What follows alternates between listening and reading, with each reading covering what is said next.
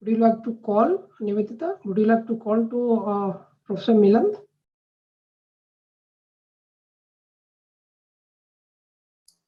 I don't have his number, unfortunately. Oh, I see.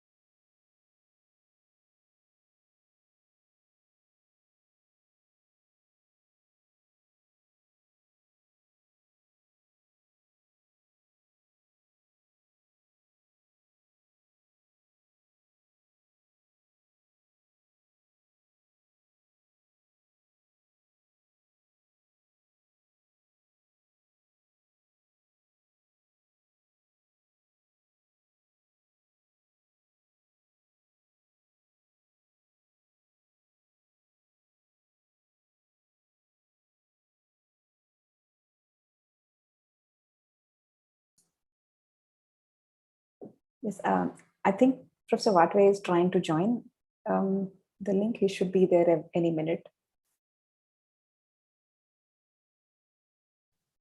Okay.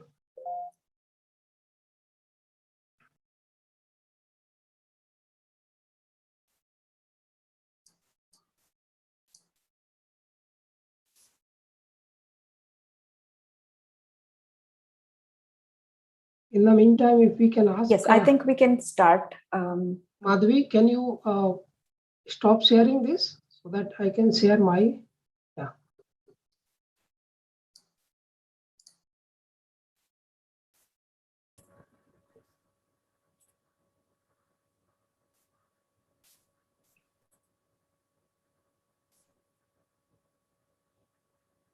So I think we can start in a minute.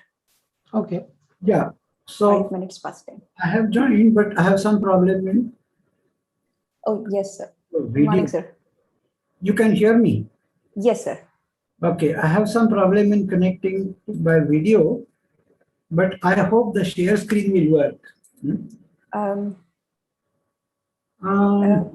Okay. Maybe you can sign out and sign in again with the Zoom link. Sometimes that works. Yeah, I will try.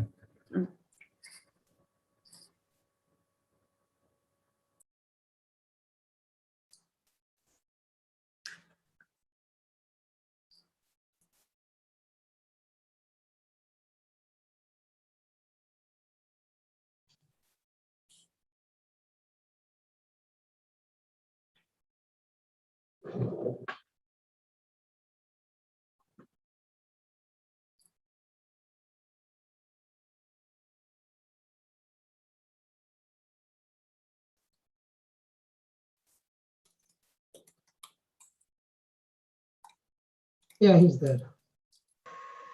Can you hear us, sir? Now. Yes, yes. Sure. Yes, sir. Yeah. Yes, sir. We can see and hear you as well. Sure. Okay, great. So should we start now? Yeah, Nivedita. Sure. Yes. Okay. So, namaste and good morning, everyone. I am Dr. Nivedita Tirunjana Sambandam, an India Alliance Faculty Fellow at the National Brain Research Center, Manesar, and member of the Indian National Young Academy of Sciences, INYAS. I, on behalf of the Delhi NCR chapter of INIARS, extend a very warm welcome to all of you for today's fascinating symposium on fostering undergraduate research in institutions. I first invite Dr. Pankaj Kumar, the coordinator of the Delhi NCR chapter of INIARS, to deliver his opening remarks. Over to you, Pankaj. Yeah, thank you. Thank you, Nivedita, and thanks one and all who are listening us on INIARS YouTube channel. Nivedita, I hope you can hear me. Yes. Okay, good. So INIARS is basically Indian National Young Academy of Science. This is the first academy for young scientists, and this is formed by INSA, and its headquarters is based in Delhi. It has several chapters. So NCR chapter is the one who is organizing this event. We have several members who are working in Delhi NCR region. So I am I'm coordinating this NCR chapter, where Nivedita is co-coordinating the NCR chapter. We have members, Dr. R.S. Dhaka, Dr. Ali Haidar, Dr. Akhilesh Misra, Rohini Garg, Dr. Pragya Bhatt, and Dr. Veda Krishnan. And they are from different institutes. And we have two alumni members, Dr. Pooja Gupta from AIMS and Dr. Gitanjali Yadav from NIPGR. So the mission of INIARS, I would say a few words about INIARS, and then I will hand over to the speaker. So the mission of INIARS is that we are engaged in interdisciplinary and intergenerational dialogues on scientific issues. And our vision are that we are engaged in promoting science education and outreach activities. We do networking amongst the young scientists of our country.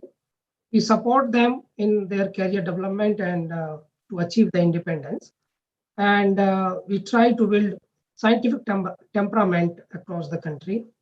And we also collaborate with different young academies worldwide and other science academies, science and engineering academies of India.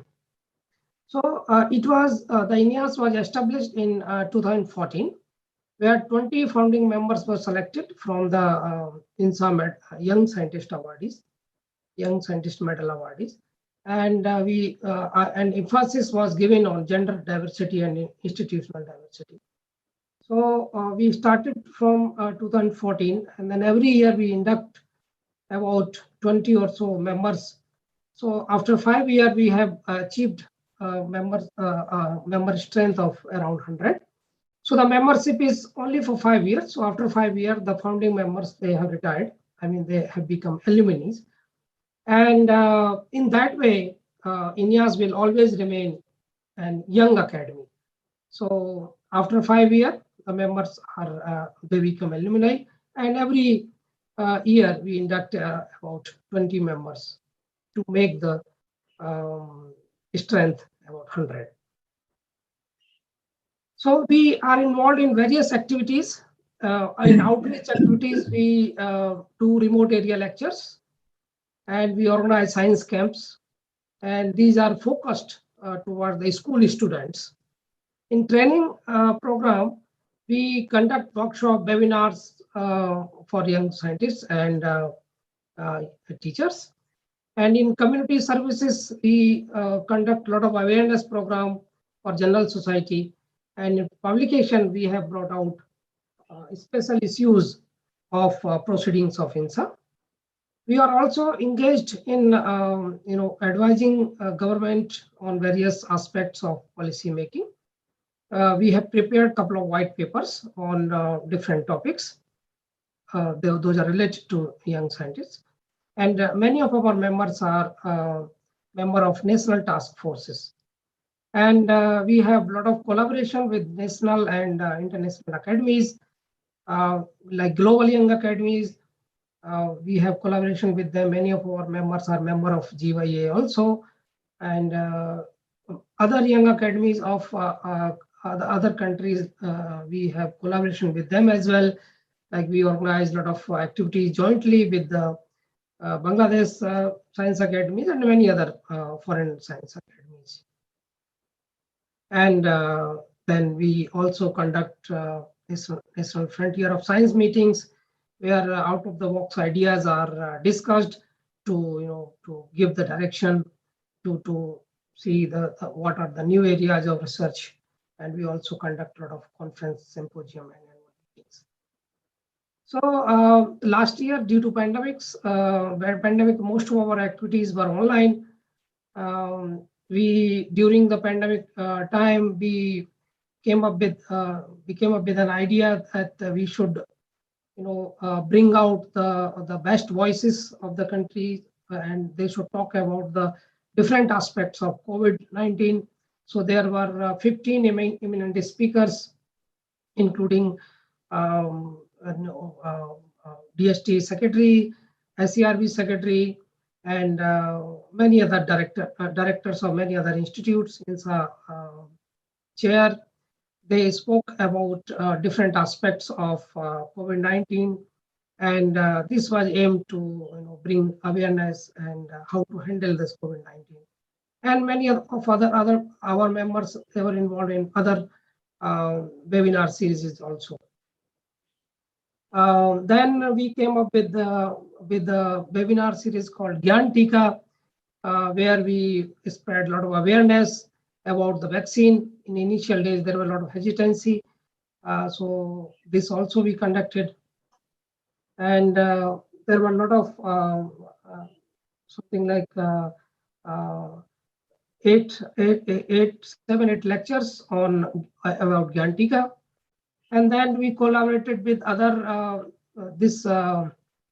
science ministries of states, different states, to encourage young students and PG, UG students to take science as a career. So with Rajasthan, we had a long webinar series. Many of our members spoke about it.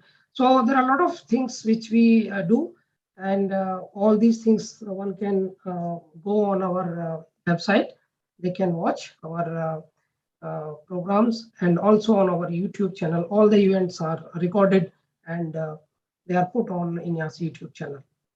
So I will not really talk about much about all these things, because we have many speakers to speak about different aspects of today's program. With that, I would end and say that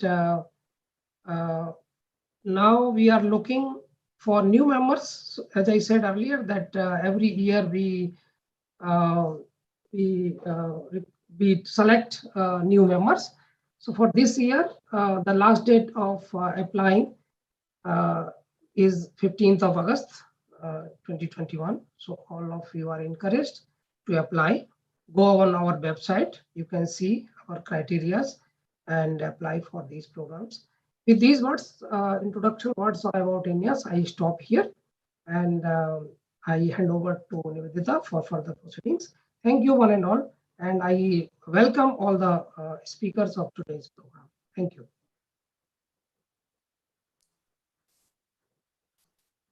So thank you, Pankaj, for that nice introduction to the event and to INIAS.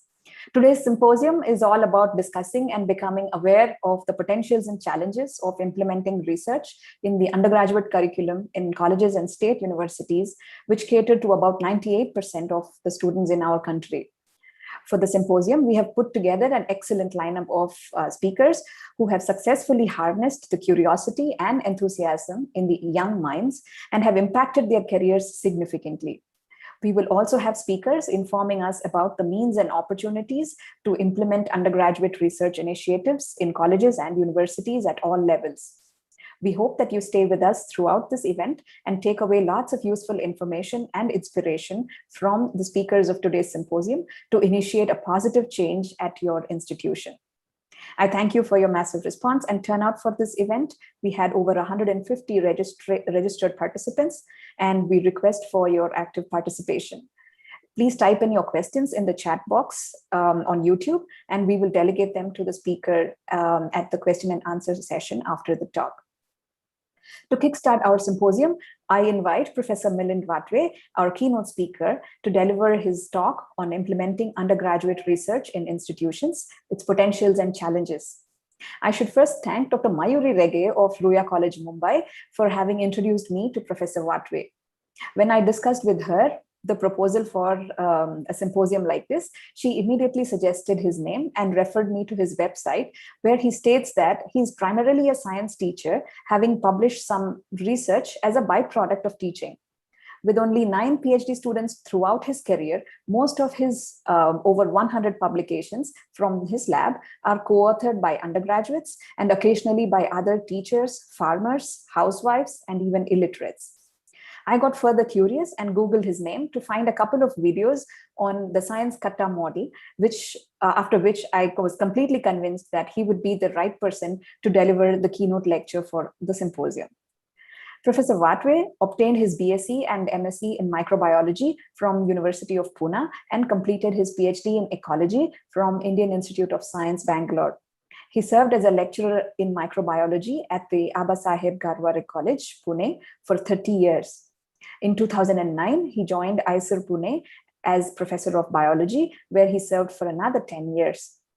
Today, Professor Vatve identifies himself as an independent researcher and science popularizer who works among students, farmers, tribesmen, and patients to motivate them to study their own problems and apply creativity and science to seek novel solutions.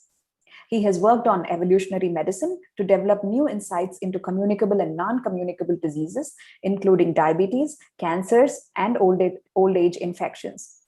A field worker at heart, he is interested in several issues in man-nature interaction, including human-wildlife conflict, natural resources, biodiversity, human behavior, and community management. Professor Vatve has published over 100 research papers spanning over wide areas of biology, medicine, ecology, and evolution. His scientific work has been repeatedly cited in leading journals, including Nature, Science, and Lancet. He has 9 published books on science, education, and natural history, and more are there in the pipeline. He also contributes regularly to pedagogic articles, fiction and non-fiction literature in Marathi and English, many of which have been translated in other Indian languages. He has contributed to techno-entrepreneurship, holds many patents, and has helped establishing novel business models. A novel clinic called BUILD, Behavioral Intervention for Lifestyle Disorders Exercise Clinic, has been established at the Dinanath Mangeshkar Hospital and Research Center in Pune, which is a spin-off of the concepts developed by Dr. Vatve. With an active interest in music, arts, and literature, his music compositions and poetry in Marathi and Urdu have also been published. In recognition of his contributions, he has been awarded several prestigious awards and fellowships, including the G.S. Parke Industrial Merit Prize, the NCRT Award for Best Educational Film, Maharashtra State Literature Award, Homi Bhabha Fellowship, and fellowships of the Indian Academy of Science and Indian National Science Academy. He was also listed among the faces of the millennia by India Today by the turn of the century. This was topped by the recent announcement of the Distinguished Service Award 2020 by the Society for Conservation Biology for the Asia section, recognizing his work on the development of a community-operated model for mitigating farmer-wildlife conflict. This is a model that has the potential to revolutionize farmers' economics in India. For more information on his works and scientific views, I recommend you to visit his website, milindvatve.in. Thank you, sir, for accepting our invitation to speak at today's event. It is indeed a great honor to have you here with us, and we look forward to your talk. Over to you, sir. Sure. Thanks, Nivedita, and thanks everyone for giving me this opportunity to be with you. I like to talk to people, and although these online talks are severely constrained, I would ideally like to be with you and look at your faces and understand whether you get bored by my talk or you keep your interest. Anyway, there are, of course, several advantages of this online talk as well. And it is because of that that I can be with you sitting at home. So I'm going to talk about something which in someone's view, a demonstration of what one should not do in a scientific career. Well, in a way, that's true. Okay, so let me get to my screen.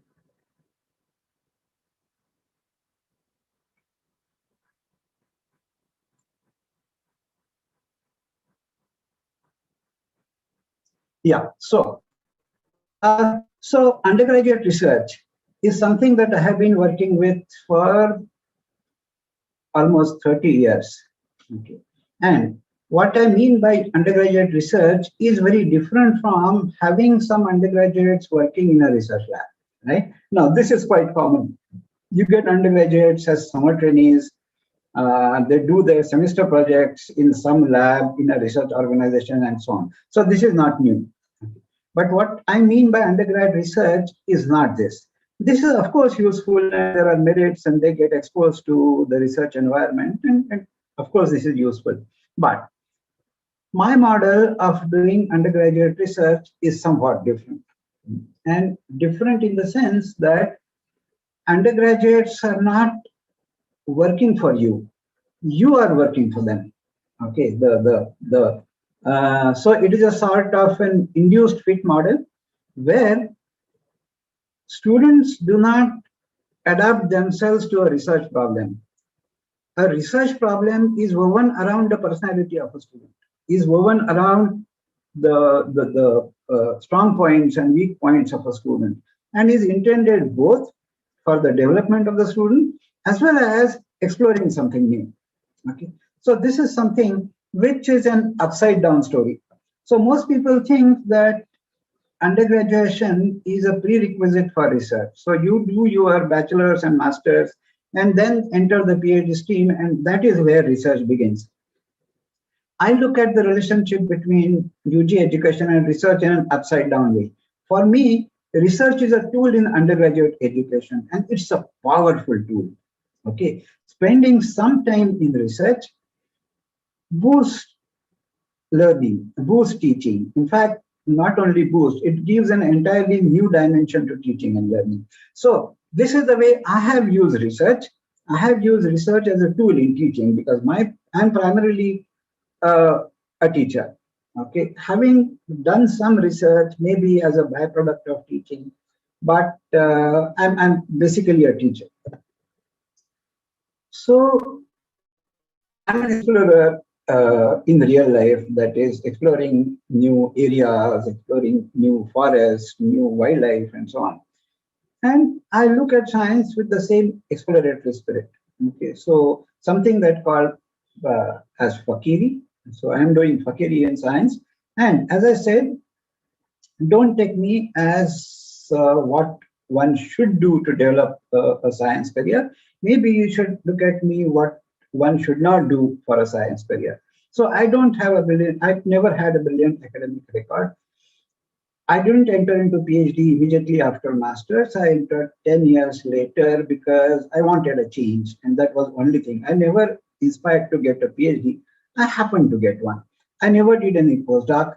I did not have a research position. I did not have a job that expected to do me research until 2009. I have a poor funding record. Okay, no focal theme of research. So I have been doing lots of things like a jack of all. And I enjoy doing that. I took very few PhD students so far. Maybe at the most I can say that I have a few publications in what are the so-called good journals like PNAS, Lancet, American Naturalist, and so on. Okay. But I said so-called good journals because out of curiosity and for my own sample size, okay, so the nearly 100 papers that I published, I looked at this, that what is the correlation between the impact factor and the citations of my papers, okay, citations per year, and there is no correlation. I looked at citations per year and my own rating, which papers I find more important and more novel and maybe what I think should be important for science. Again, there is no correlation. I looked at impact factor, my own rating, and there is no correlation. Okay, so I don't, and all this is without including two outliers. Okay, so one is a Lancet paper some 24 years ago, and it had only 17 citations so far. And one was an Archives in Microbiology of Scandinavian Journal paper, which has an impact factor which is quite low, and that has more than 1,000 citations. Okay, so I don't think this makes any sense to science. Okay, but it does make sense for developing a science career. So doing good science and doing good science career are entirely different things. Don't mix them up. And I'm only going to talk about how to do good science, not at all connected to how to do a good science career.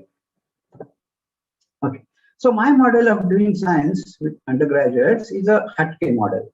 Okay, Hutke model in the sense that this is a research with undergraduates at the center.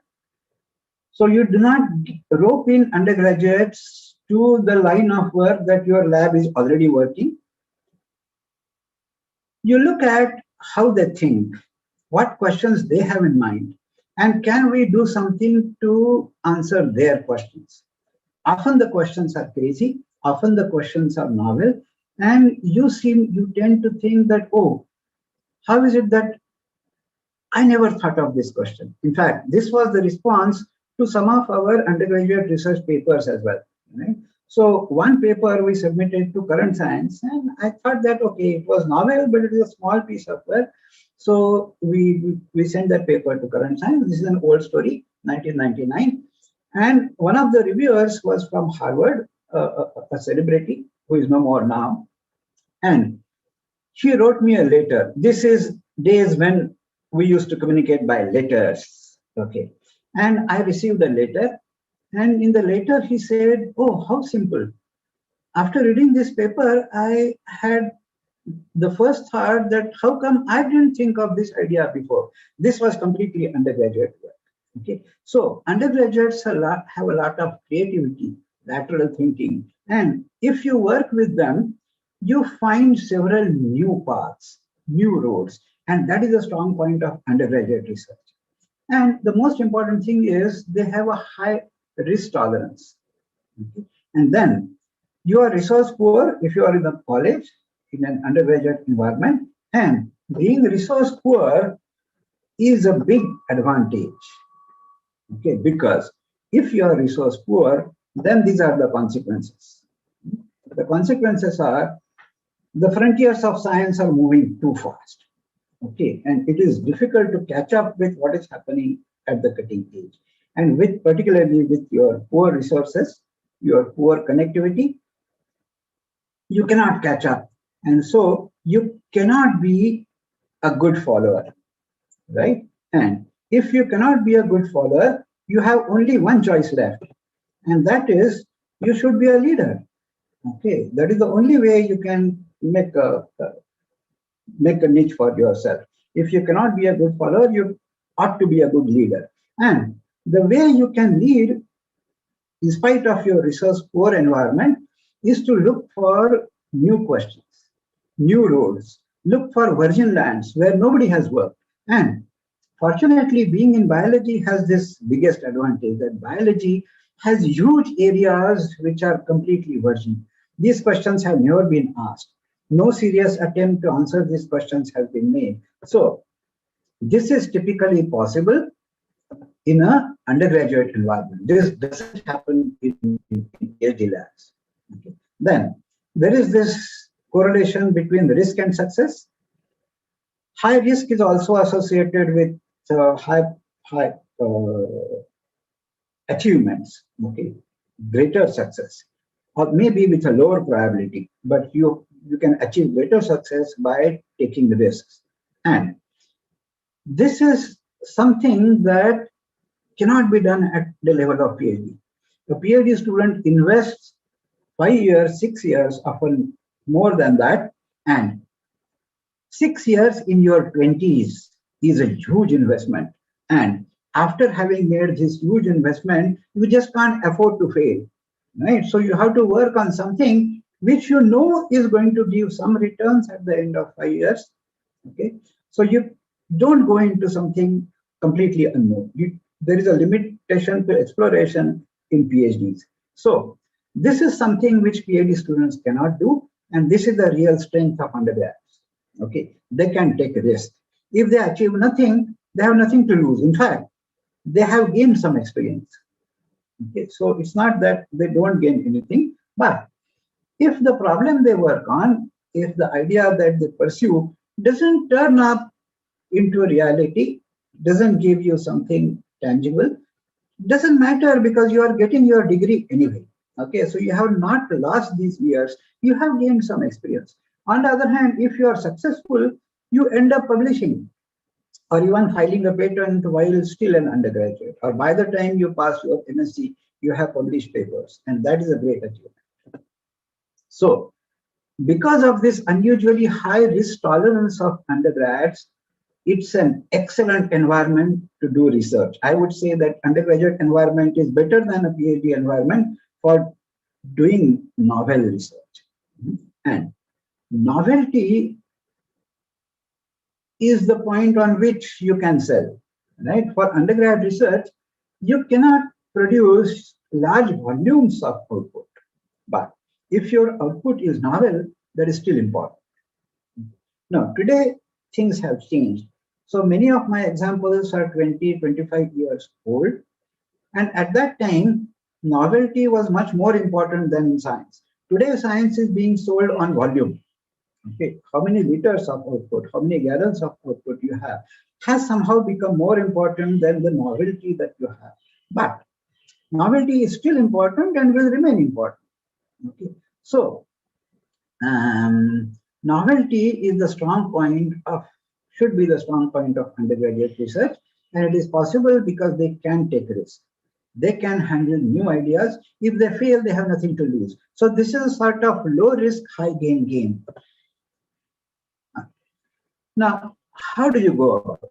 How do you start working with undergrads?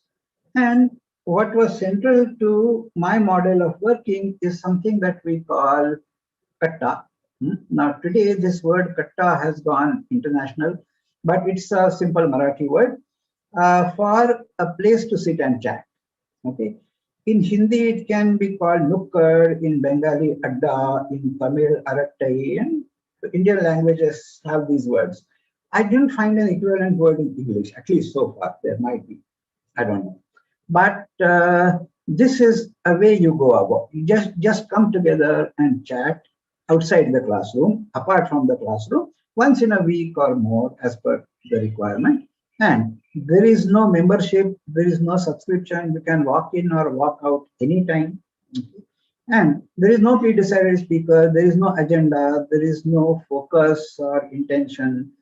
You just come and talk about what interests you. So the katta might start with a question or a novel observation or a doubt, okay, or an idea, and then it goes on branching. So on one day you might start talking about something in physics and end up talking about human behavior.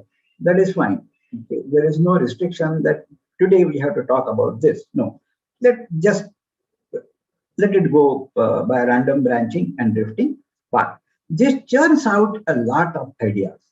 And when you have churned out 100 ideas, the rest can be left on natural selection. But what I mean by natural selection is some of the ideas are so attractive that someone says that, oh, I want to work on it. Then you look at the feasibility. Some ideas can be pursued.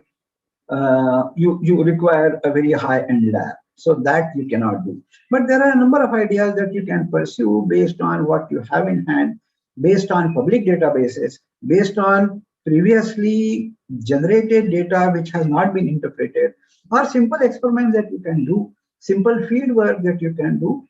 And I don't seek any commitment. A student who says that, oh, I want to work on this, doesn't have to complete the work.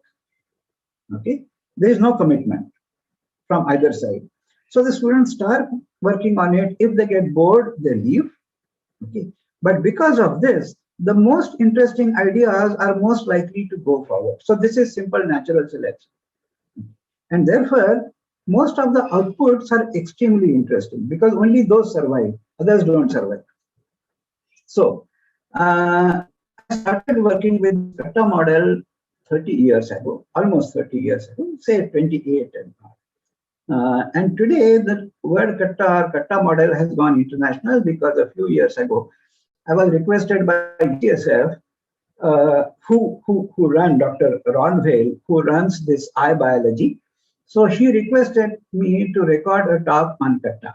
Okay, so I was in US then, but I went to UCSF specifically to record this talk, and also had interactions with so many others and so on. So this is available now. Okay, so this is available on YouTube or on their website of iBiology.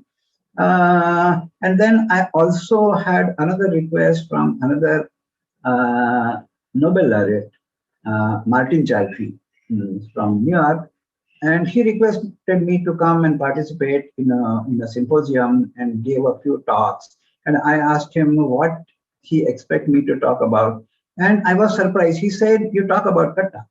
Okay, so he knew Katta, he knew the word Katta, and I was. He arranged a lecture on Katta there. Anyway, so the resultant of this model is from what the type of outcomes that have come from my lab. This is not a very recent slide, so there have been additions of an entirely different areas.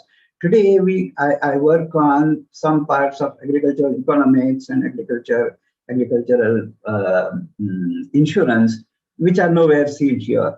Okay, so that is a new interest.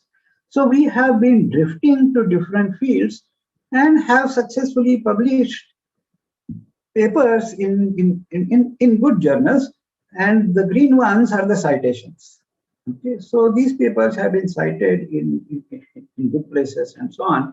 All this is entirely through undergraduate research, and all this is entirely through a Katta model where their ideas and their questions are at the center, not what my lab works on, okay, but what they are interested in.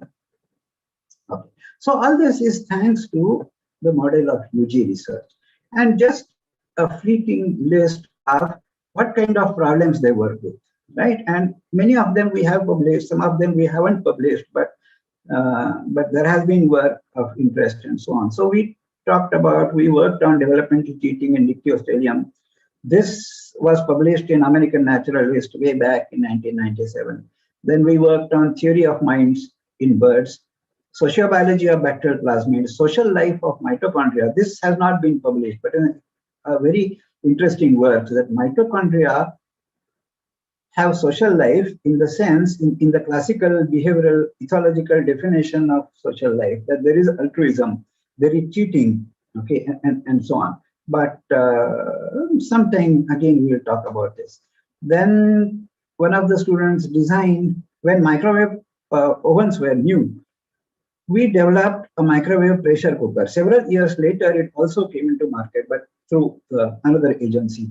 Then we could make agar-ros from agar by bacterial fermentation, because exploring things, we suddenly came across an enzyme which selectively degrades agaropectin.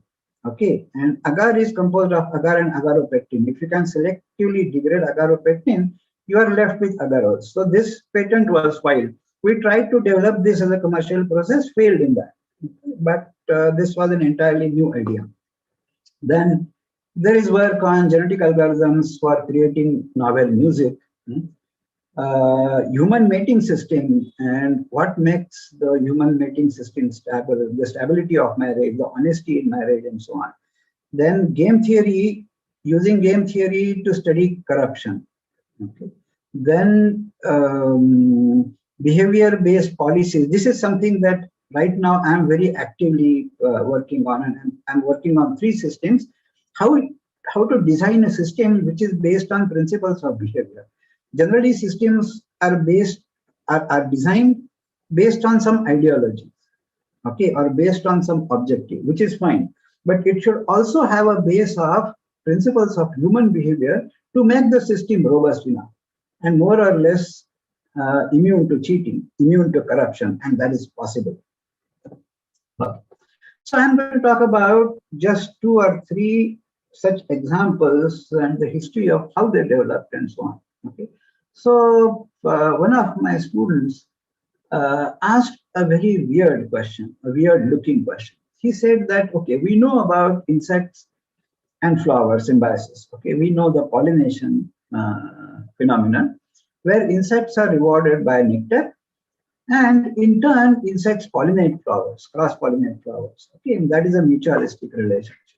The other question that a student asked was, what if a flower doesn't make nectar? Okay, will it get pollinated?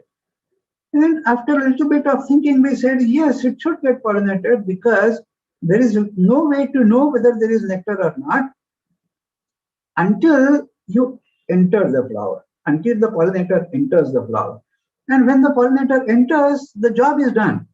Okay, so even when flowers don't make nectar, they will get pollinated. So why should I make nectar if I'm a flower? Okay, because there is an investment in making nectar. So we thought that cheater flowers could evolve. Flowers that don't make nectar but still get pollinated because other flowers or other plants are making nectar. So as long as other plants are making nectar, I need not. Okay. Now this has a complex dynamic. So slowly we entered this complex dynamic. We first established with field work and examined 28 species of flowering plants and realized that almost every species has some percent of flowers that don't make nectar. Even within a given plant with multiple flowers, some plants have nectar, others don't. Right? Now, of course, then you have to go get into detail on whether they did not make nectar at all, or it did not find it because it was consumed. Okay, so eliminating all such alternative possibilities, we established that yes, there are empty flowers, but the empty flowers could be for a variety of reasons. So there are alternative hypotheses by which you can explain empty flowers. So we took all these alternative hypotheses, made testable predictions from each hypothesis, then compared it with our field data, and we found that cheating is the best hypothesis. Okay, flowers are actually cheaters. Now, this paper was published in Ecologia, which is in ecology, a fairly high-ranking journal. The first paper, and then it was followed by many. So we published 3 or 4 papers on this.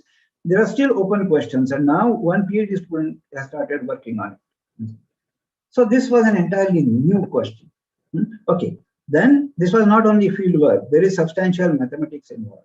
Okay, so we worked on the mathematics of how a plant should optimize its nectar production. Okay, having nectar in every flower is not necessary to attract pollinators. They will get attracted even if you have nectar in some of your flowers. So having nectar in every flower is an unnecessary cost. You can reduce on the cost, but still keep the interest of the pollinators. So how to optimize this is a mathematical problem, right? So this means that when you start addressing a problem, you connect everything. So what people call multidisciplinary is simply this. You have one problem and you get in everything that is required to tackle the problem. You can also get into developmental biology, because how is this achieved that in some flowers you make nectar, in some other flowers there is no nectar? This is a plant developmental biology problem. Okay, nobody has handled it so far. Nobody has entered that field so far. But you take one problem and you can rope in everything, all fields of science. Then there was another question that we took up and ended up publishing in PNAS. Now, this is an interesting story because 3 girls from Ruia College, Mumbai, had come to me to work on a different question, and they came only for 3 weeks. But right on the first or second day, we saw this new paper coming in PLOS Biology, which said something very interesting. It said that bacterial cell divides asymmetrically. Today, it is quite well known that asymmetric division is common in bacteria, just as it was known in yeast or it was known in stem cells. Okay, so there is asymmetric division in bacteria. We asked a question, what is exactly the advantage of asymmetric division? Under what conditions a hypothetical symmetrically dividing cell would do? How would an asymmetrically dividing cell do? And it turned out that there are conditional advantages of dividing symmetrically or asymmetrically, right? So natural selection would favor asymmetric division only under a set of conditions. In a different set of conditions, it would favor symmetric division. Right? Now, this has a fairly complex mathematics, and this was published in PNS. See, second year BSc girls, 3 girls working for 3 weeks only, but the question was new, the idea was new, they ended up publishing in PNS. All the 3 are in a research career today. But without going into the complex mathematics of matrices and so on, I will tell you what the logic is. Okay, the logic is like this. There are 2 kinds of lifestyles. Okay, one is a use and throw lifestyle. The other is repair and reuse lifestyle. Right? Rich countries, most people are in this lifestyle. In poor countries, most people are in this lifestyle, in the traditional Indian lifestyle. I use the word traditional because it is changing very rapidly. So we will repair the same chappal 10 times and keep on using it until it becomes irreparable. Bacteria know all this, okay, quote unquote, know in some sense that and they have this flexibility, when they are in a rich nutrient environment, they use a use and throw policy. And when they are a nutritionally poor environment, they give more emphasis on repairing and reuse. Now, this happens with proteins. So, when they are in a rich environment, the proteins are aggregated. The misfolded proteins just get aggregated and they are dumped within the cell. The cell, out of the 2 daughter cells, if one has a large dump, that might eventually die, but the other cell thrives. On the other hand, you keep bacteria in nutritionally marginal environment, and then they start recycling these proteins. You see less of protein aggregates because now it is not affordable. The use and throw strategy is not affordable. You need to recycle, you need to repair, you need to prevent damage as far as possible. Okay, and bacteria are smart enough to recognize when to do this and when to do that. Okay, so after undergrads started working on this problem, later on there were 2 PhDs on the same problem. So where even empirically we established that bacteria do respond in this way and so on. Now, this is a recent example. Okay, everyone has been talking about COVID and the dynamics and how to prevent it and so on. Okay, so right now, because of COVID, I was not able to meet many students. Okay, but a few of them interacted. We have published one paper. Another one is on preprint, and it is submitted. And peer review might take some time and so on. But this is something very remarkable that we found. Okay, while everyone has been saying that social distancing, the COVID appropriate behavior and lockdowns are there to prevent transmission. Okay, do they actually prevent transmission? Right? In the early days, well, there was a WHO report of 2019, that is a few months before the pandemic began. And this report has a meta-analysis of several studies. And this report says that none of these measures are effective in controlling respiratory infections, right? Then came the pandemic. And after the pandemic, WHO started advocating all these measures. Was there any study between this report and the advocation? No. Okay. After every country started this lockdown, in the next few months, there were a dozen papers published in all big flagship journals, Nature, Science, Lancet, and so on, which claim that these restrictions are effective. Okay, but this was a short-term study.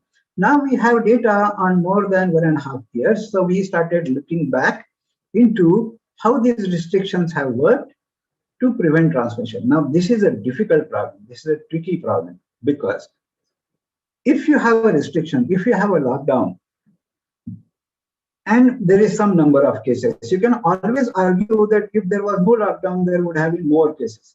This is not testable. Okay, this is not testable. So there has to be some other way of testing. So we looked at global data from all countries. Now, the good thing is all this data are in public domain. Okay, and that is a strong point of today's science. There is huge amount of data in public domain which you can use. Okay, and therefore, a resource poor lab, UG labs, can easily do this.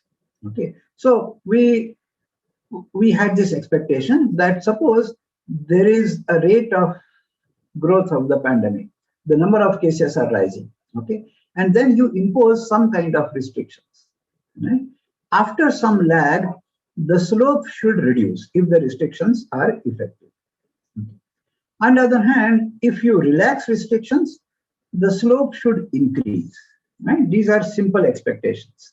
Well, the problem is the slope has been changing spontaneously even without restrictions or independent of restrictions. So what should be your null hypothesis? How do you test this? Was a tricky problem. But we address this. And what we found is if you look at the stringency of the restrictions against change in slope, then there is absolutely no correlation between stringency of lockdowns and change in slope.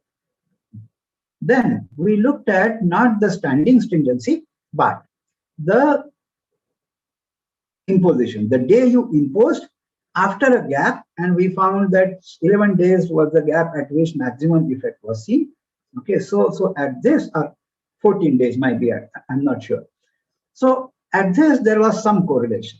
Okay, and that is when you increase the stringency of restrictions, the slope changes slightly, but there is a huge amount of scatter around this relation, and the relation is so poor that it explains only 6% of the variance in this scatter.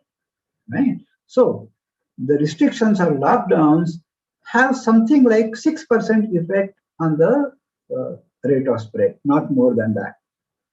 And this too under conditions. Okay, now we become more careful about the null hypothesis and make a more refined null hypothesis. And it turns out that even this relationship is lost. Okay, so actually in the global data in the last 15 months or so, we find no relationship between the restriction imposed and the rate of transmission of the virus. Now, this is something which is politically incorrect. So no researcher will say this. No researcher will actually go and invest this. Only undergrads can do this. That is the strength of undergrads, that you can challenge the rhetorics. Okay, you can challenge the dogmas. Undergraduate minds are open enough to do this. At a later stage, you first think of whether this is publishable, whether this will get accepted, what are the kinds of objections. Okay, and if you start thinking of this, you end up in doing nothing substantial. Okay, undergrads do not have this business-minded things. They just don't know that, and therefore they can work only out of curiosity, and therefore they can come out with results which are spectacularly different, okay, which are unexpected. Now, okay, so this is another outcome of the same thing. Huh? So now we look at the change in slope. So 0 is no change in slope. Okay, positive is that the slope is increasing, the transmission is increasing. Negative is that the transmission is decreasing. And we look at the PR imposed and PR relaxed. Okay, so we expect that when PR is imposed, the slope changes should be on the negative side. When PR is relaxed, that is PR stands for preventive restrictions. When the restrictions are relaxed, you should be on the positive side of this. But the two have extremely overlapping distribution, and the distribution has a peak near zero, which means that none of either imposing or relaxing restrictions on an average had zero effect, or the modal effect is zero. But the distribution of both PR relaxed or PR imposed is highly overlapping. Is there a difference? Yes, there is a difference. The difference is statistically significant, but magnitude-wise very small. Okay, so using different statistical techniques, you can show that the effect of different kinds of restrictions and different stringencies of restrictions have been from 3% to 9%. More than 9%, we did not see any effect anywhere. Okay, and this is what is happening today. Okay, UK decided that they would release all the restrictions on 19th of July. Okay, and look at what is happening. Before 19th of July, the cases have been increasing sharply, and from 19th of July, they have started coming down. Of course, it's only a few days. Okay, we have to wait and see. But actually, instead of increasing from 19th July, they have started coming down. Right? Now we have to wait and watch what happens in Olympics. Olympics started here. Okay, before that, the cases in Japan have been rising. Now this is something interesting, because see, all these fluctuations that you see are because of Sundays. On Sundays, most labs are closed, so not many reports come out on Sundays. Okay, so on Mondays actually. So there is a dip every week, right? But this dip has come only after 4 days, right? So at the weekend, it is expected to go down further. We'll have to wait and watch. Okay, but what people have been, what WHO and others have been telling us, if you independently examine, you don't find evidence, right? And this is such type of work where all data are in public domain can be easily done using UGs. They learn a lot. They learn how to analyze. They learn how to ask questions. They learn how to challenge popular dogmas and so on. And this is extremely valuable. So now let me start with a couple of concluding comments. One is, okay, so this is a fun diagram. This is my view, not based on data. My view of, on the x-axis is the novelty going from left to right, right? This is the cutting edge of science, right? Now, if you are slightly ahead of the cutting edge of science, on the y-axis is the ease of publishing, right? If you are only slightly ahead of the cutting edge, you have maximum probability of getting published. If you are too much ahead of the world, it is almost impossible to get published. The red line is the probability of getting funded. In order to get funded, you have to do the same work again and again, and then you get funded. If you have a novel idea, you are most unlikely to get funded. So this is one, and there are several reasons why people in research get frustrated, and there are so many moments of frustration. And whenever you are in a frustrating moment, teaching undergrads is a great relief, because there are fresh minds, young faces, curious, questioning, and fairly open-minded. Okay, so that is a big relief being with undergrads. And I will end up with lines of Robert Frost. Two roads diverge in a wood, and I took the one less traveled by, and that has made all the difference. So thanks a lot. I presume we have a few minutes for question answers. If not, of course, you can anyway call me, email me, or contact me in any way for anything that you want to discuss. I'll be happy.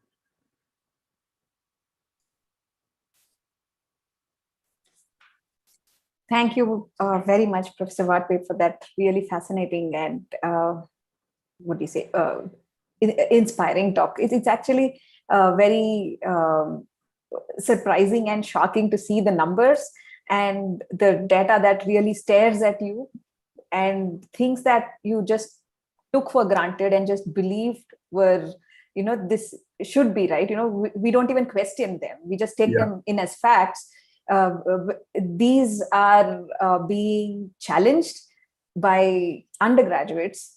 So that shows the power of raw minds, which unassuming minds, which are really, I think, the crux of excellent science.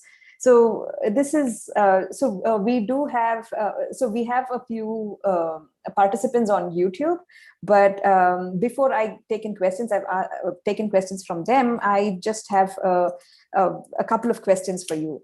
So it really amazes me how this research, very simple research using simple resources with undergraduates, have produced papers like in Science and Nature, which are like the dream journals for researchers in elite institutes in the country or maybe all around the world. But how have you made that possible so easily?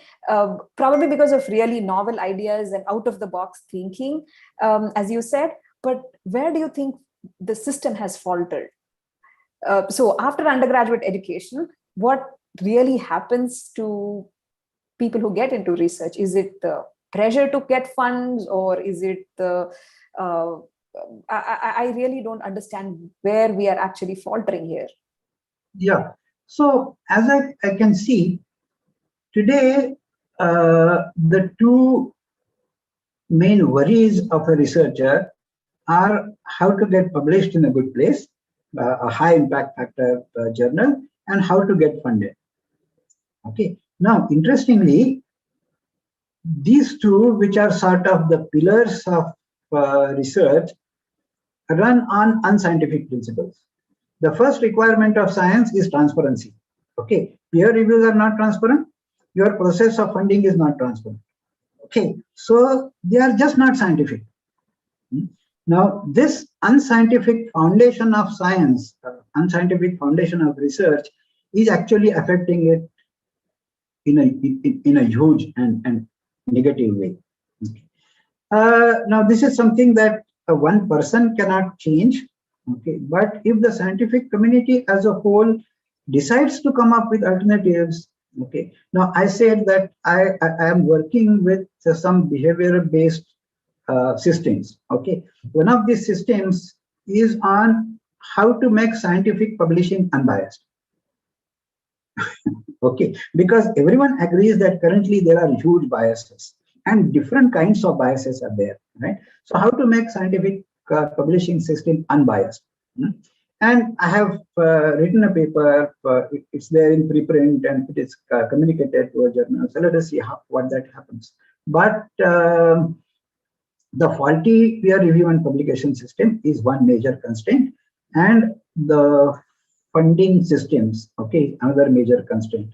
But in spite of these constraints, if you keep your worries away for some time and really talk to students with an open heart, you will be showered with new questions, new ideas, okay, and you will get new ways of thinking and therefore new problems to handle, right? So my concern was, of course, you select for things which are doable for you. But again, often the major constraint is, no, this is my field. I work on this protein. So why should I look at another protein? Okay, well, look at another protein if it is interesting. And there are so many things that are interesting. Okay, so if it interests me, why should I keep it away just because I'm committed to this project? Well, you are committed to that project that is going on. Why not spend some time in exploring new ideas? Okay, and somehow this exploratory angle has been severely restricted in the last 15-20 years.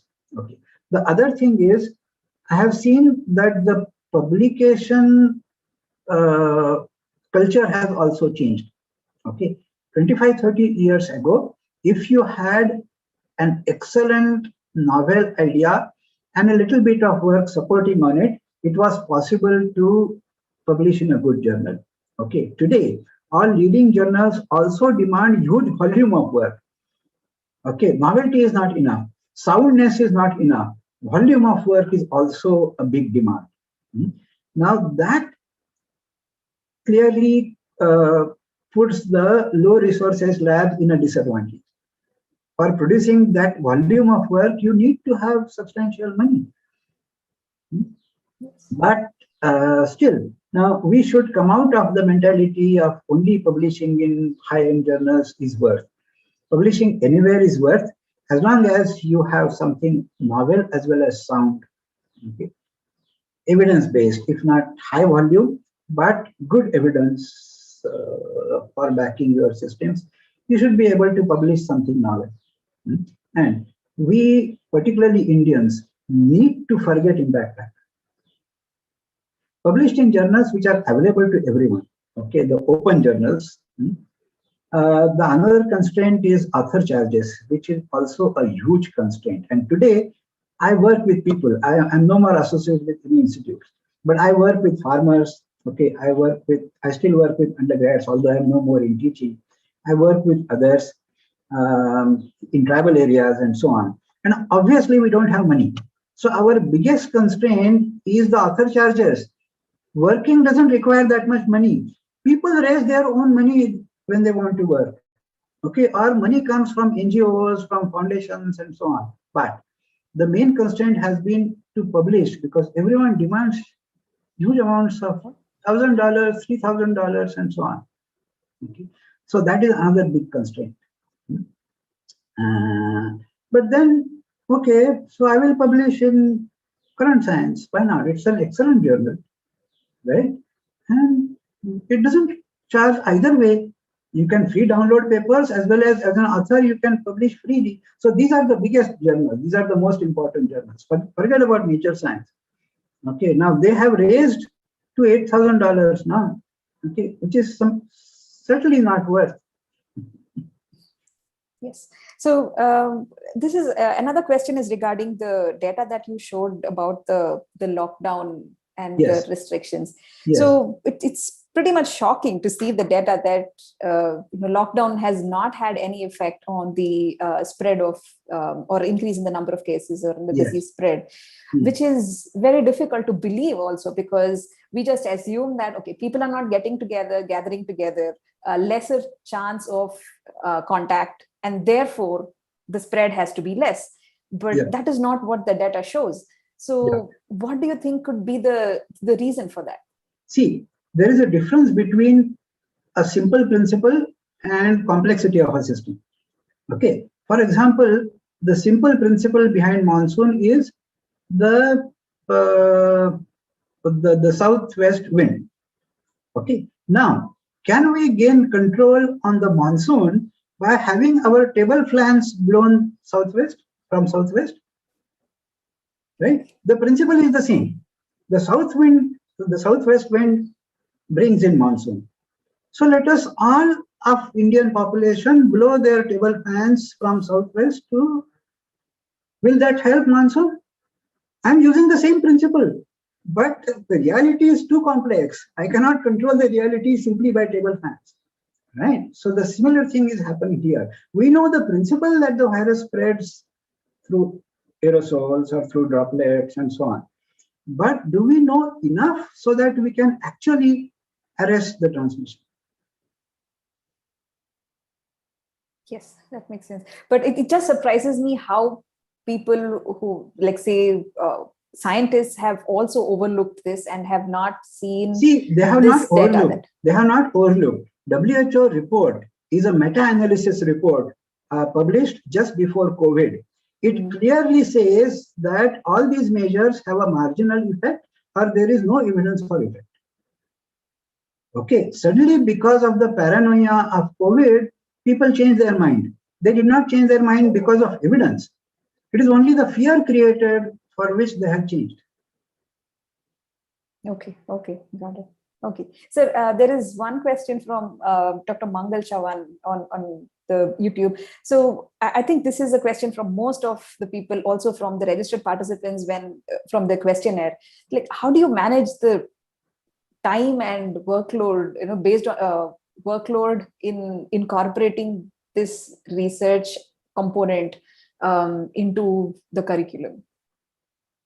Yeah, so one thing is, I'm an evolutionary biologist, okay, a Darwinian at heart, and I know that evolution doesn't have targets, okay, it doesn't have aims, right? That you have to produce such and such species in such and such time, right? Similarly, for our work, apart from the necessary curriculum completion and so on, particularly for this exploratory component, for the research components, we don't keep goals.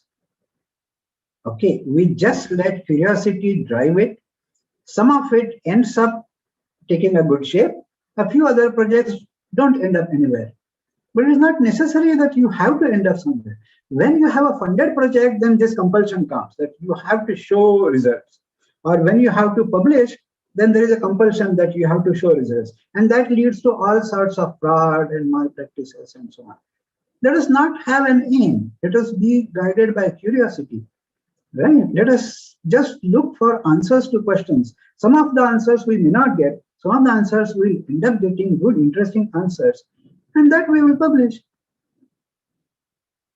So then you don't have to manage. It takes its own shape. I think this all ends up finally into doing science the way it should have been done. Yeah. And it has always been done, like in the earlier days. And how things have changed over time has also impacted the way science has changed. And yes. So one last question I want to ask you is, what has this kind of model, what kind of impact has it had on the students who work with you?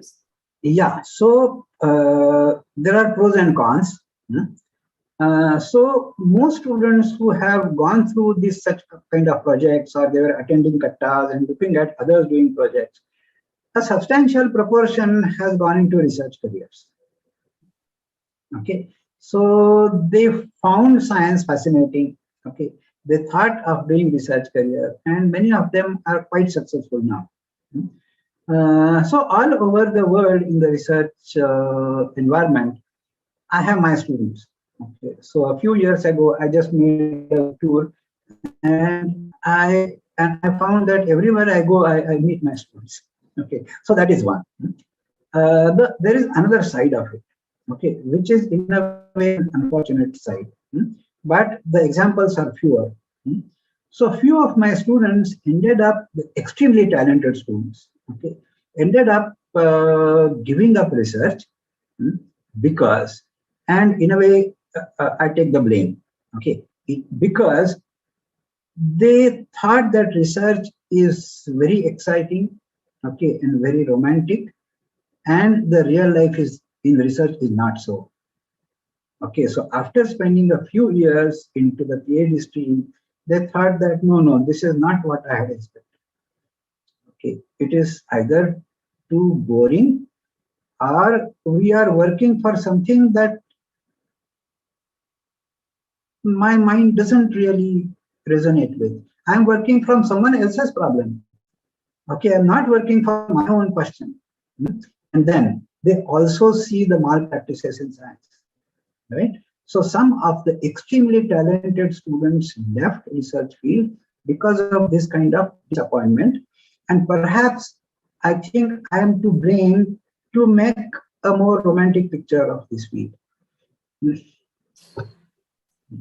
Yes, not everybody can do what you have done, and it takes a lot of courage and courage to do this and express it out so boldly. So yeah, due to time constraints, I think we need to move ahead. And I thank you very much once again for being with us today and sharing your views and thoughts. I hope our viewers, our participants benefit a lot, and maybe they contact you for further interaction. Thank you very much, sir, for being with us. Thanks. I enjoyed. Thank you.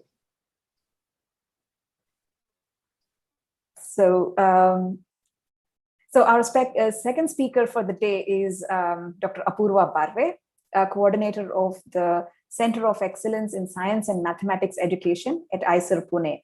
Dr. Barve has a PhD in biotechnology and has been working in the area of science education and teacher training for over 7 years.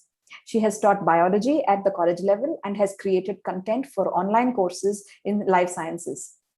Since 2015, she has been working with teachers at the school and college level to introduce them to new pedagogical tools and teaching and assessment methods. She has been involved in designing curriculum of courses for early and in-service college teachers. Dr. Barve coordinates the activities of the Center of Excellence in Science and Mathematics Education, which has run several educational projects focused on inquiry-based teaching learning for science and mathematics teachers. The center has also set up a science activity center, which develops hands-on science toys and models.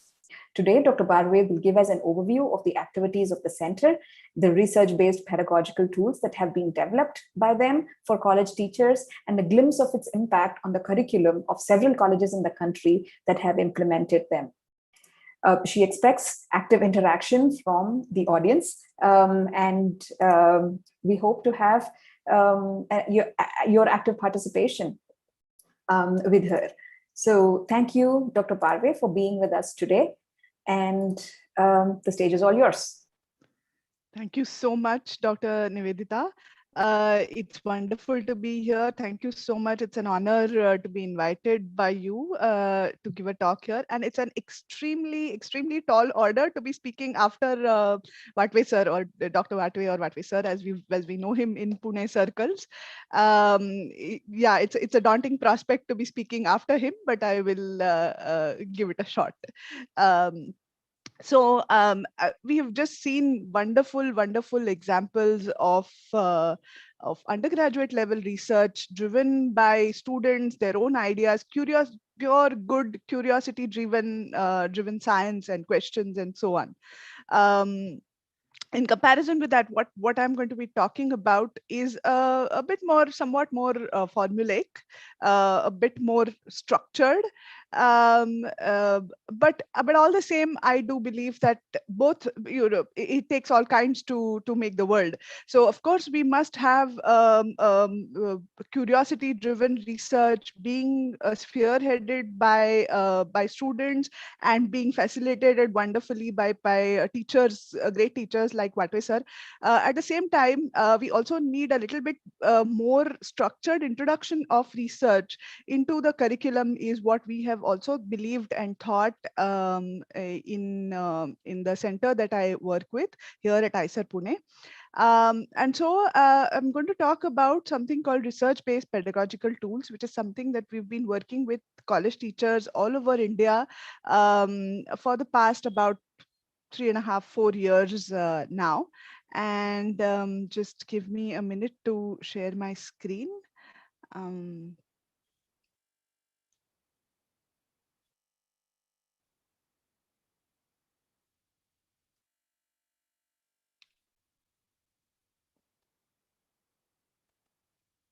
Is this visible now?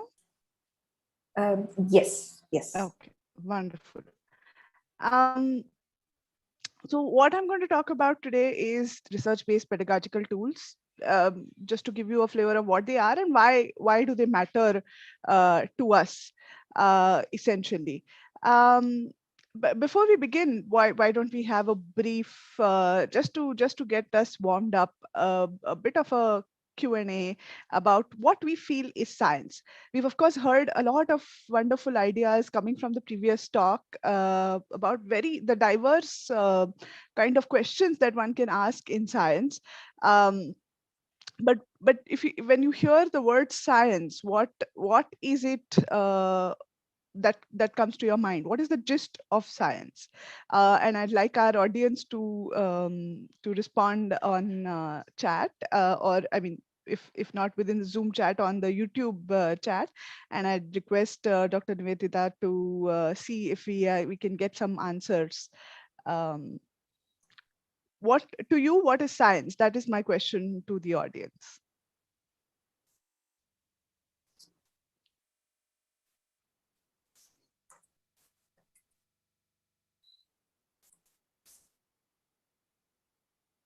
There is a short lag. Sure, of course. On YouTube, so we'll just wait for a few more seconds. We'll wait for a few seconds. And in the meantime, participants on Zoom can also just type in. Of course.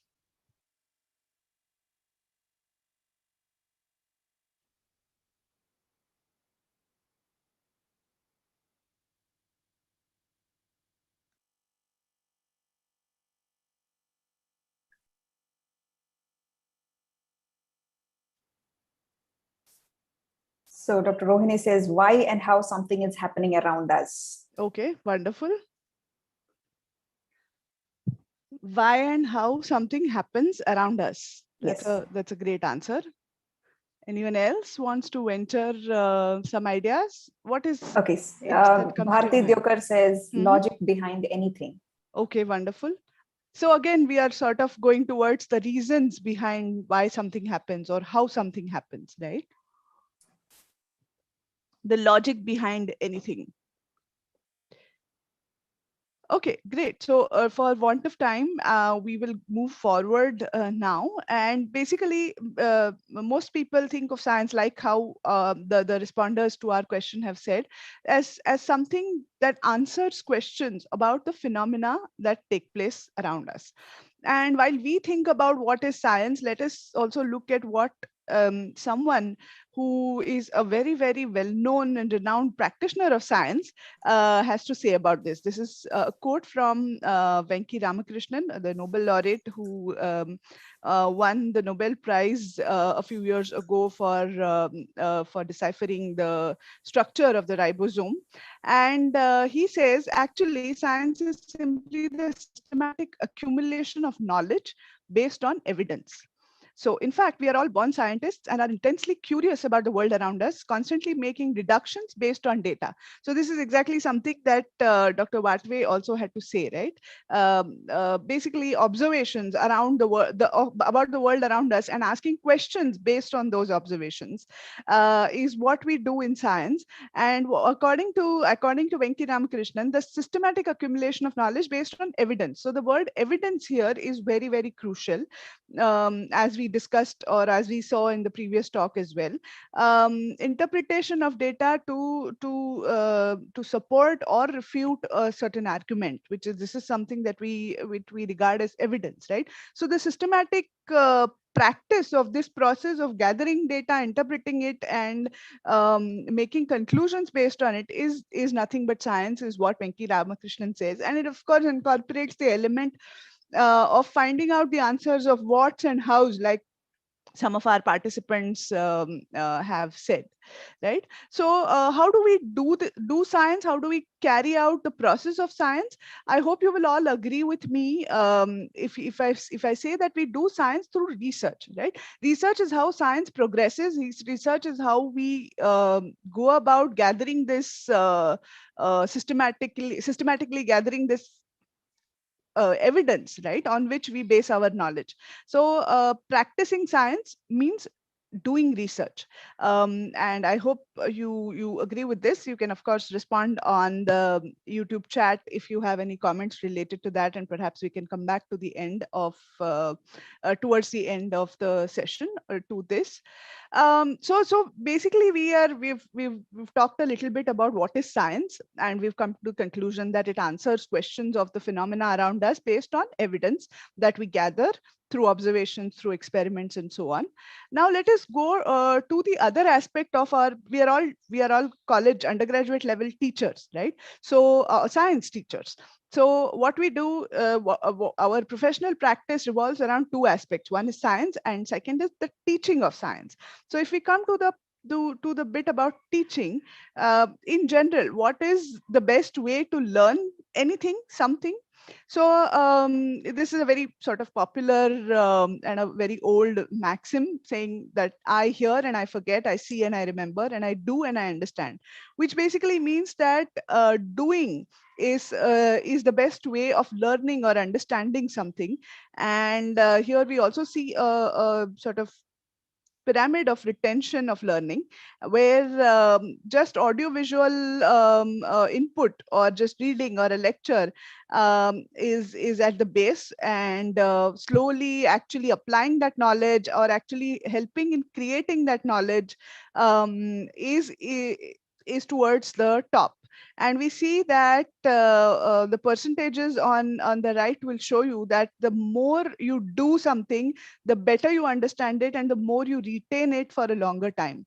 So active learning, learning by doing, is a good way to learn anything, and be it something like playing cricket, or learning how to make say a piece of furniture, like something like carpentry, or to learn any academic subject as well. To the best way to learn is by doing. And this has been supported extensively by a lot of research in education, that active learning, where students are engaged and doing things themselves, is the best way to learn. So again, since we are all scientists, if we have these few facts, then there is a best, there is a conclusion to be drawn. So if we all accept and agree that science is the systematic accumulation of knowledge based on evidence, and we agree that science is practiced through research, and learning by doing is an effective way of learning, then what is the best way to learn science?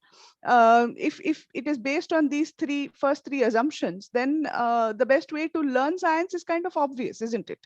And I was hoping that we be able to get a few answers to this question as well. And if possible, on YouTube, people can share their views on this question. Given these three basic assumptions or basic things that we know are true, what is the best way to learn science? And we'll again, because there's a bit of a lag, we'll wait for a couple of minutes on to see if we get some responses on YouTube or in the chat here. And Dr. Nivedita, if I can request you to track the chat on YouTube, that would be great. Yes, I'm doing it. Yeah.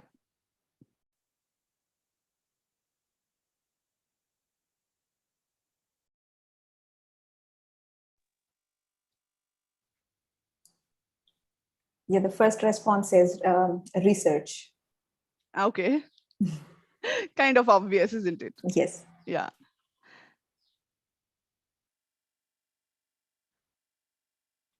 Right. So observations now is the next response. Great.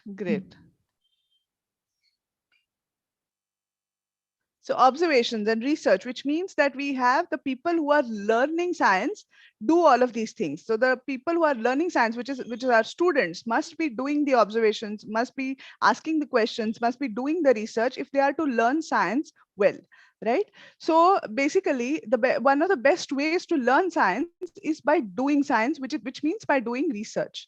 Since we've seen that learning by doing is an effective way of doing science, of learning anything, and science progresses by research, thereby goes that one of the best ways to learn science and understand how it works is by doing it. And this we've seen plenty in Vatve sir's examples as well. So why do research skills matter? It's like learning science or getting a degree in science without having learned or practiced research is like learning cricket from a textbook, right? It's just not cricket if you don't play it, right? So unless you actually practice cricket and go out and play and use a bat and ball and try and actually make some runs or take some wickets or something like that, it's not cricket. You can't be a cricketer by reading textbooks about cricket and the angle of the bat that you need, or the speed of the ball that you need, and so on. Similarly, if you are going out with a degree of science, a degree in science, and you say that you've learned science, it goes without saying that you must also learn how to practice science or how to do research, right? Because learning of science is more than just learning of facts or sets of information or theories and so on. So it is also the learning of science process skills, and these can be basic process skills like observing, inferring, measuring. This is which is something that we start or already learning in school, right?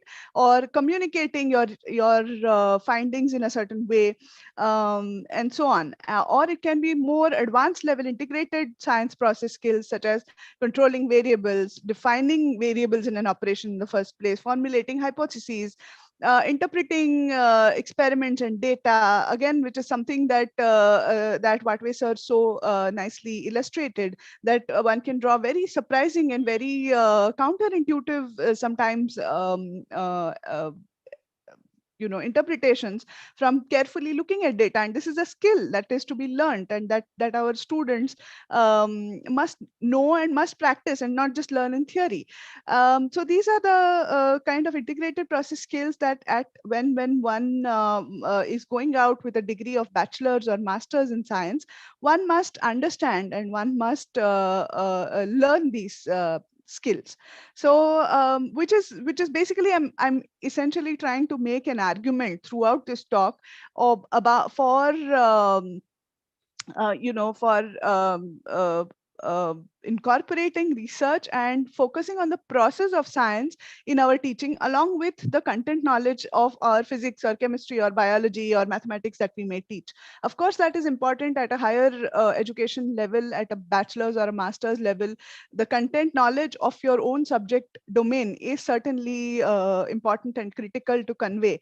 But it is incomplete unless we also get students to learn and understand how research happens, or how new knowledge in that domain is created, which means they must acquire, or they must become familiar with certain skills of research. And the process of science, or the process of doing science, is what I'm going to emphasize in my talk throughout here.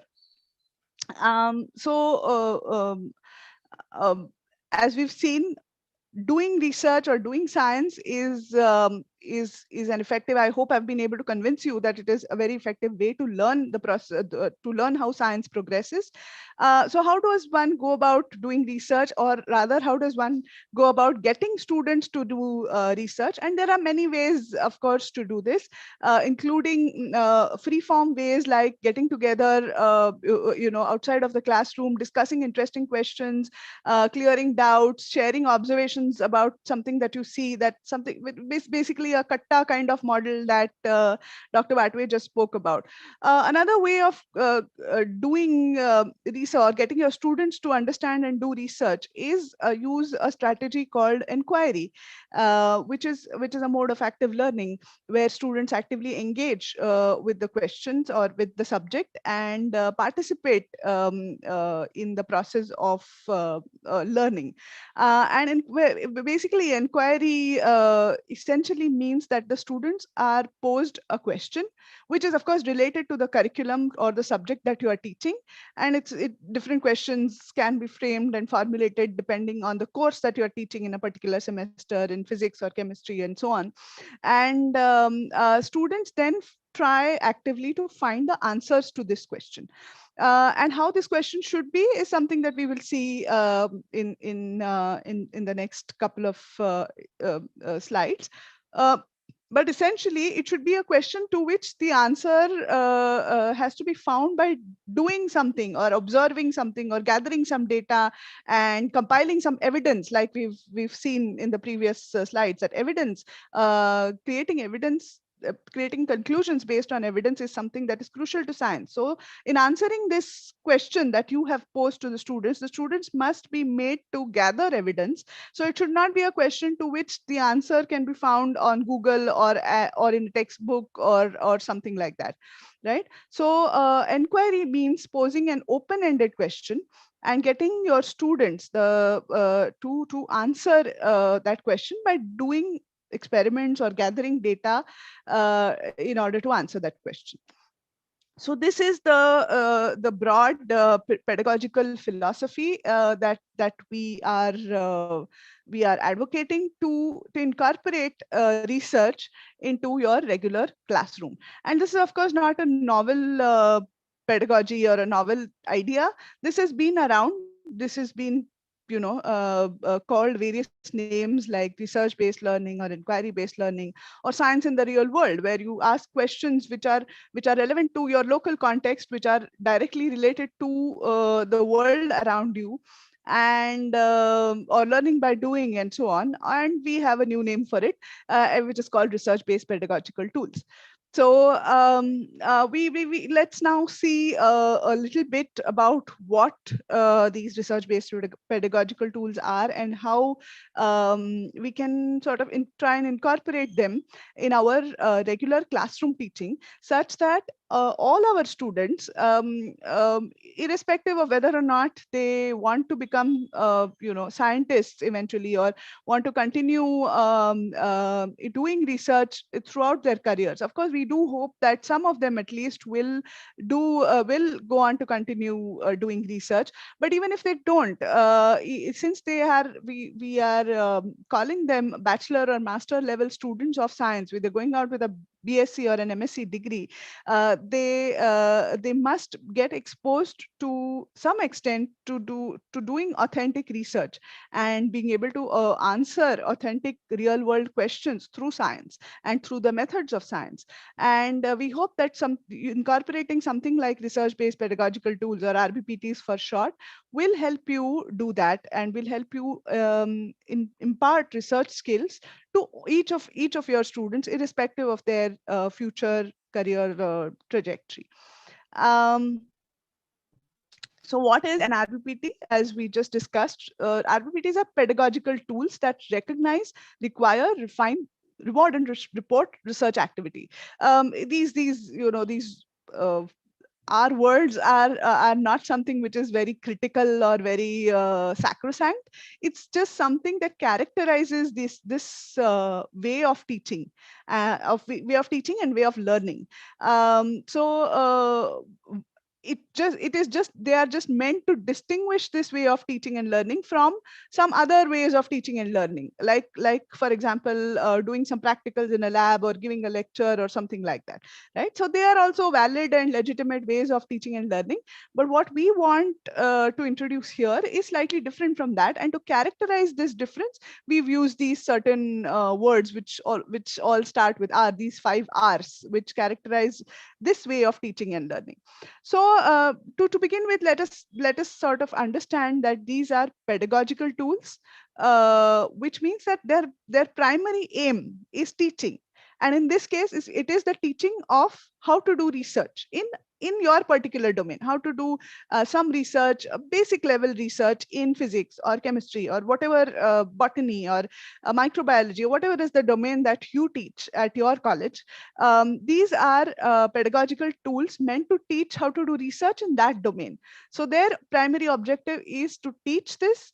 And it's not necessarily to publish a paper or essentially do something which is very novel that nobody has done before. This can happen. Novel research can happen as a part of RBPT, but that's not our primary aim. If it does happen, great, well and good. And of course, it can also go on to a level where you actually publish this kind of work and so on.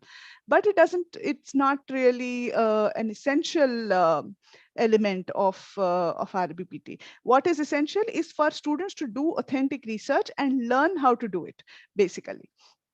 So it's a pedagogical tool, and through RBPTs, students develop or get an authentic research experience. This is something which usually doesn't happen, right? At the bachelor's level, sometimes at the master's level, perhaps there are projects, and we'll of course at the end also talk about some differences between what we call projects and what is an RBPT. There are of course related ideas where students are solving problems and so on, real world problems and so on. But there are some differences as well, which we will discuss at the end. But usually students don't get an authentic research experience as a regular part of their bachelor's course. And this sort of idea of using research-based pedagogical tools, or RBPTs, is meant to compensate or to remedy this lack of research exposure. So we hope that students will be able to get research experience and research skills, and of course also gather relevant domain knowledge as a part of things.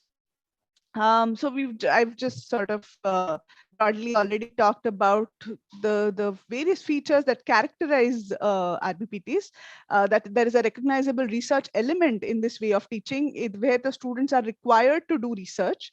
They are required to approach a scientific question that you pose to them and try and find the answers to that through gathering evidence themselves.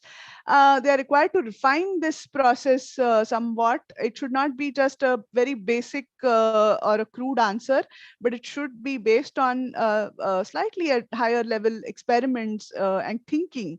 So there's an element of refining, and of course you must get them to report these findings in a certain way. So it should not be kept to themselves, but it should be shared, and it need not be shared with the whole world. It can be shared with their peers in a formal, in a classroom setting, with, or maybe with other students from the department or other teachers in the department. So there must be an element of reporting of this research that they're doing, and you as a facilitator or a teacher should reward the research aspect of it, and not just how much they remember or they know about the subject. Even the research angle of it should also be taken into account, and should also be rewarded if the student has put in a good effort for the research. So these are the broad characteristics of an RBPT. So far, I have not really given you a specific example, but I do hope to give you some interesting examples, actual examples from teachers who have tried this out and done this in their classrooms and so on. For example, most undergrad level chemistry or even biology curricula at the first year or second year often involve measuring of pH, right? Understanding what the concept of pH, and there are some practicals usually where measuring of pH is involved. So one of our teachers said, instead of measuring the pH of standard laboratory chemicals like some acids, strong acids, weak acids, and so on, or strong bases, weak bases, they decided to do, as an RBPT kind of model, a comparative analysis of the pH of fruit juices and cold drinks available in the market.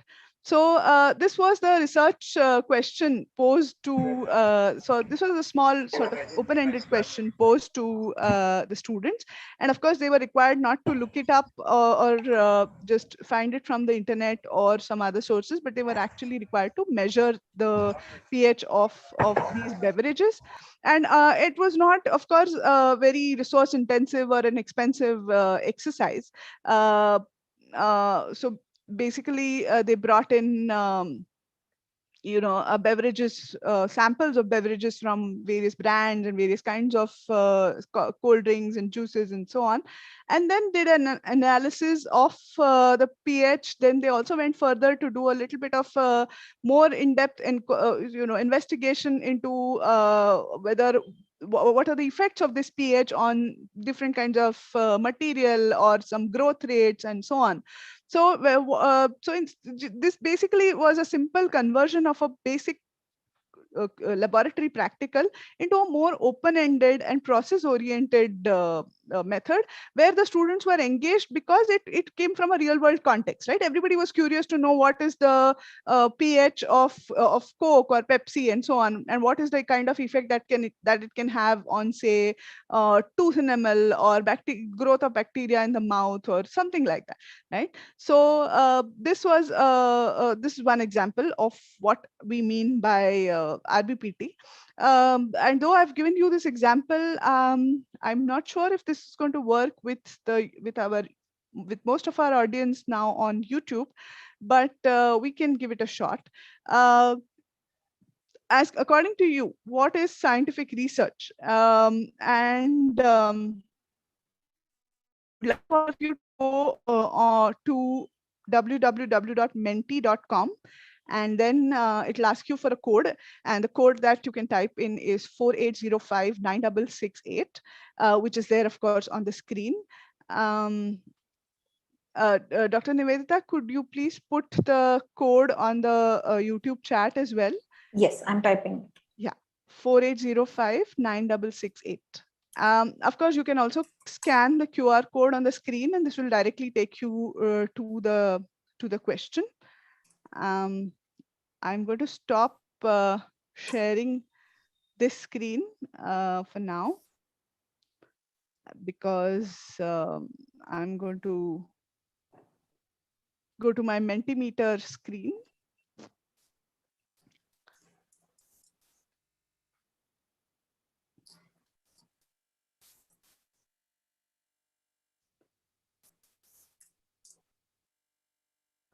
So could someone let me know if this is working?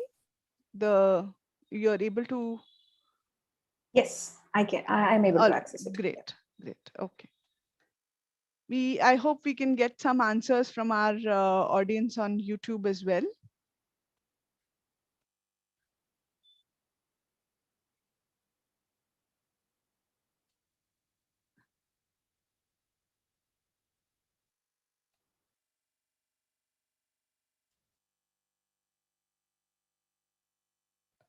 Through perhaps the QR code.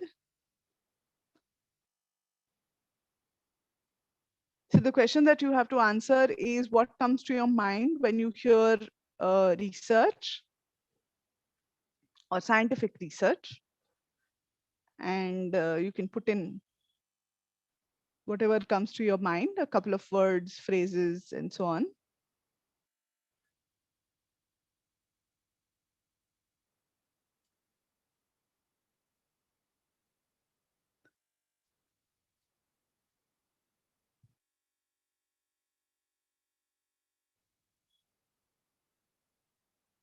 Dr. Nivedita, were you able to give your response? I'm not really able to see it.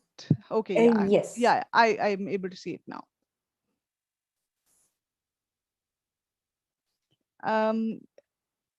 I hope we get at least a few responses.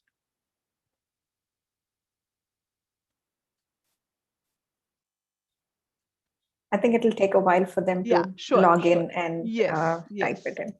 Many of them must be using mobile phones here. Yes, yes. Yeah, I'm starting to get a few more replies.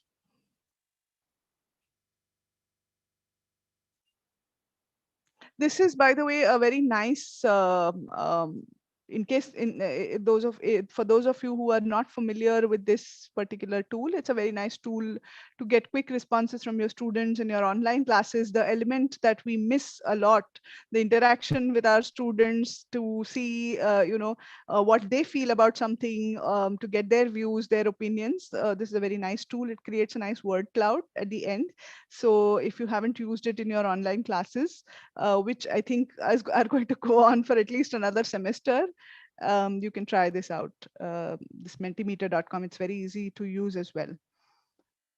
Okay, we've got a few responses, very interesting ones, and let me share the screen now to show you the responses that you have given.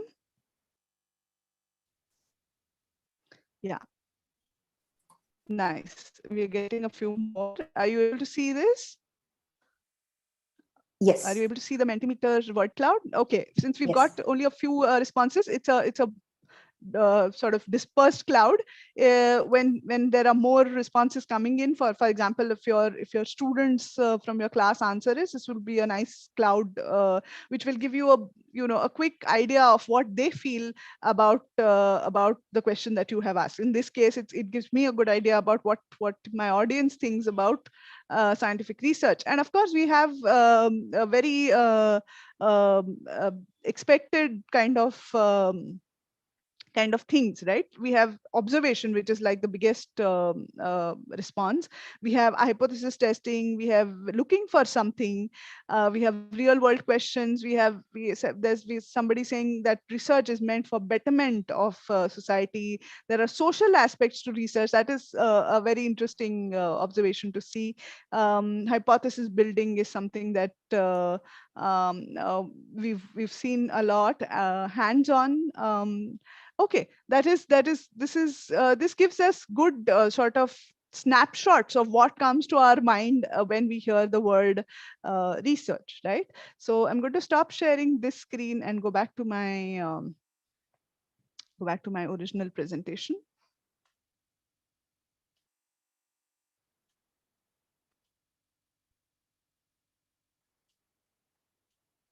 Okay, so I hope you're all able to see that. Yes. Yeah. Okay, so what comes to our mind when we say research? Is research finding a button in your pocket? Is research looking for something on the internet? Is it reading a book?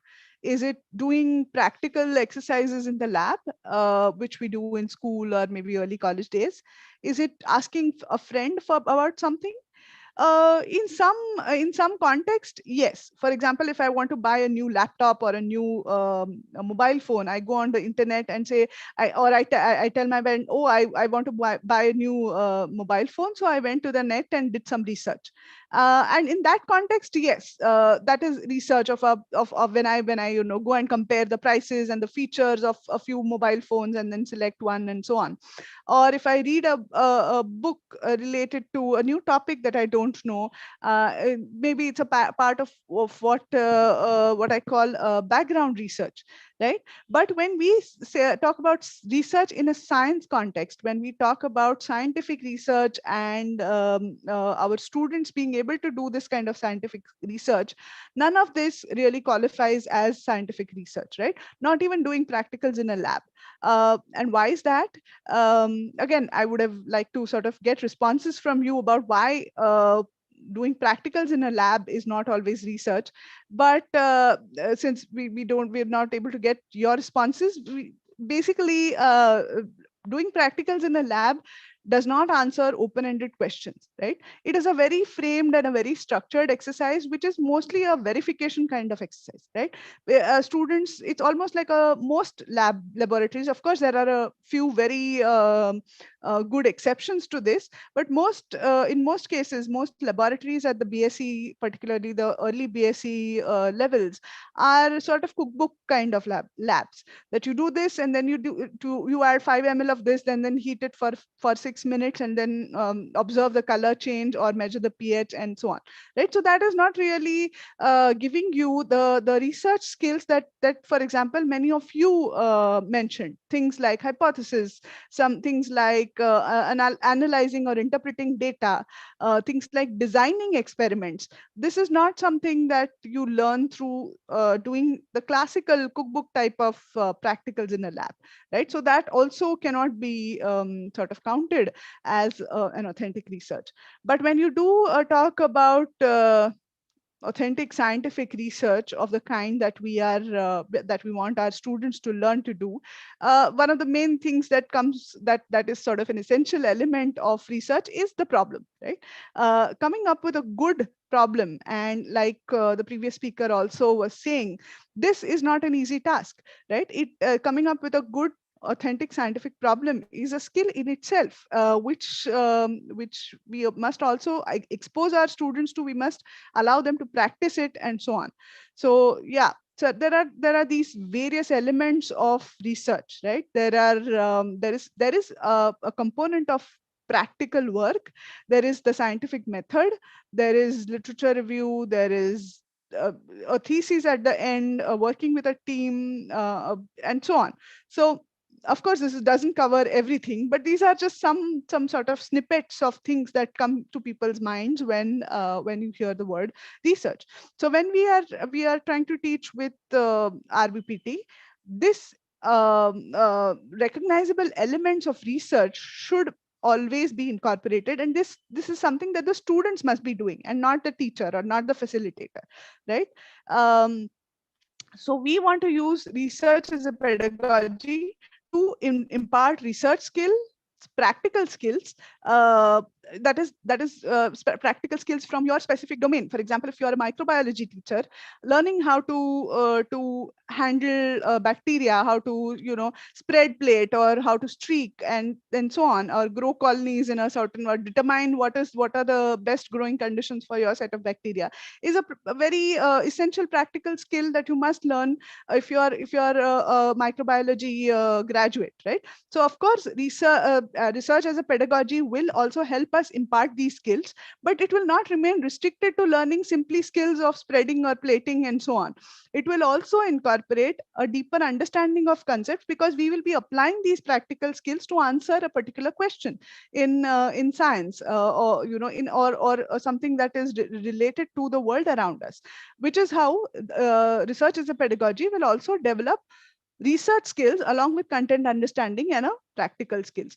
What normally happens in our courses is that our sort of theory classes focus on content understanding, while our lab exercises or lab practicals often focus just on the practical skills, very a piecemeal kind of practical skills, without really connecting either the theory and the practical, or even various practical skills amongst themselves.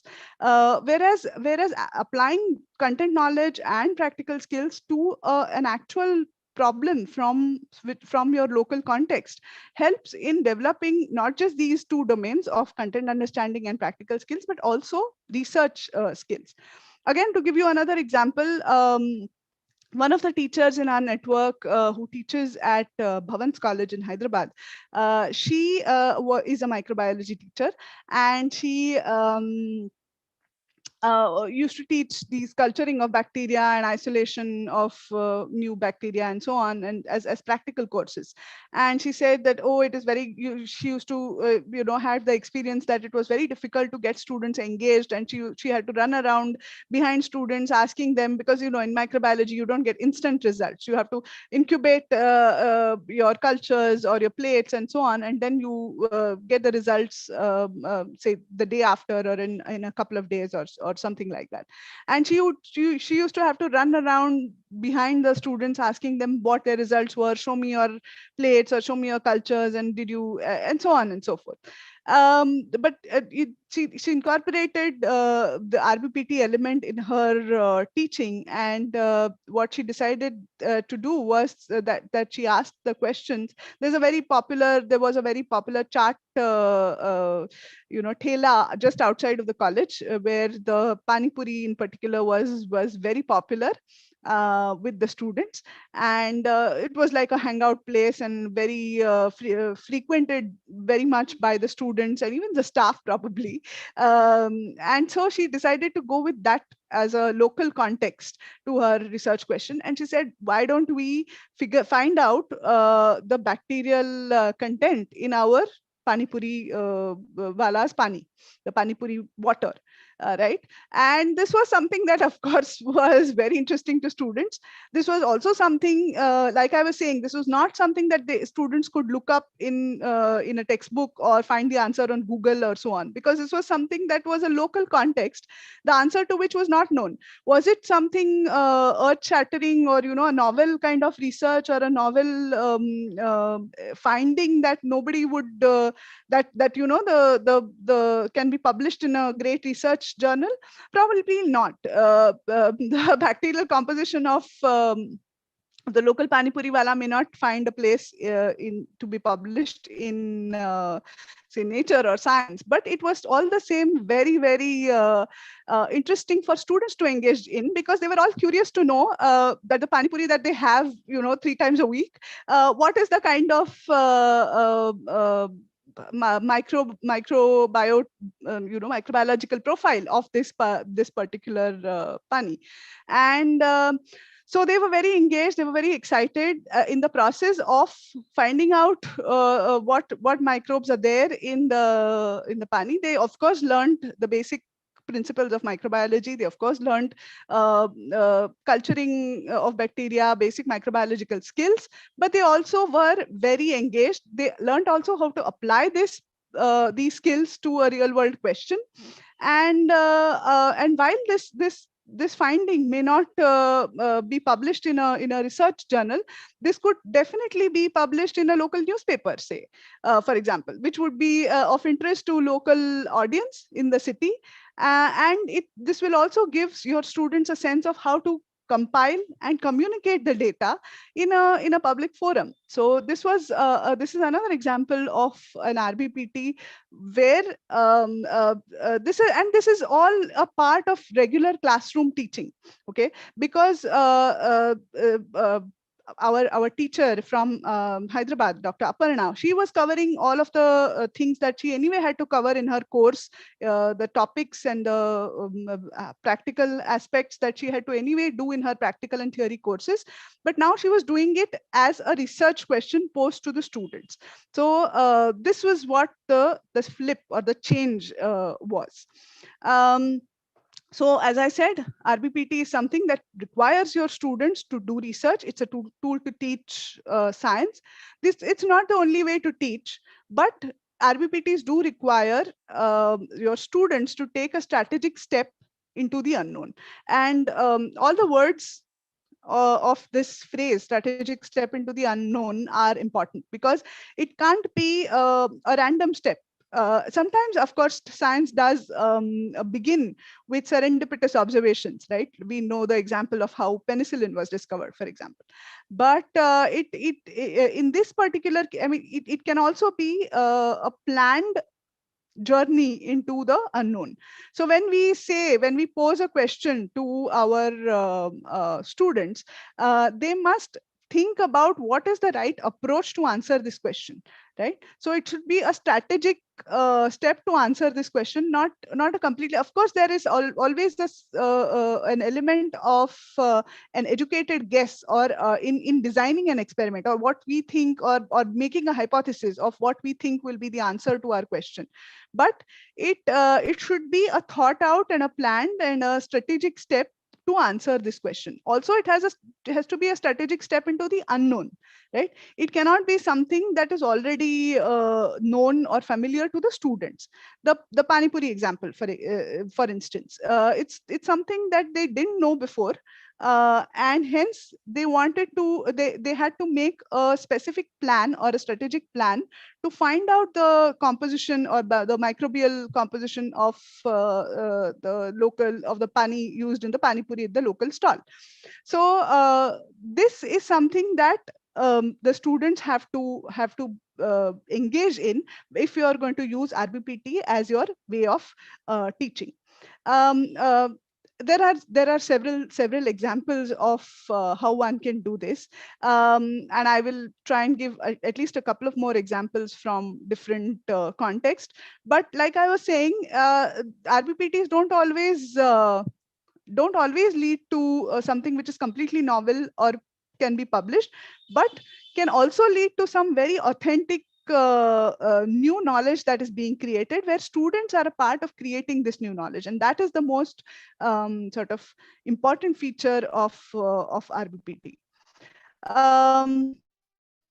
So next, what I'm going to talk about is how RBPT as a teaching approach fits into a broad matrix that we have of domain knowledge and level of inquiry or sophistication of research on the x-axis, and students' autonomy on the y-axis. By students' autonomy, I mean that how much are students driving this? We saw in the previous example, which Vatwe sir gave in the Katta model, there was a huge amount of student autonomy there. Students were pursuing questions that they found interesting, that had come to them, right?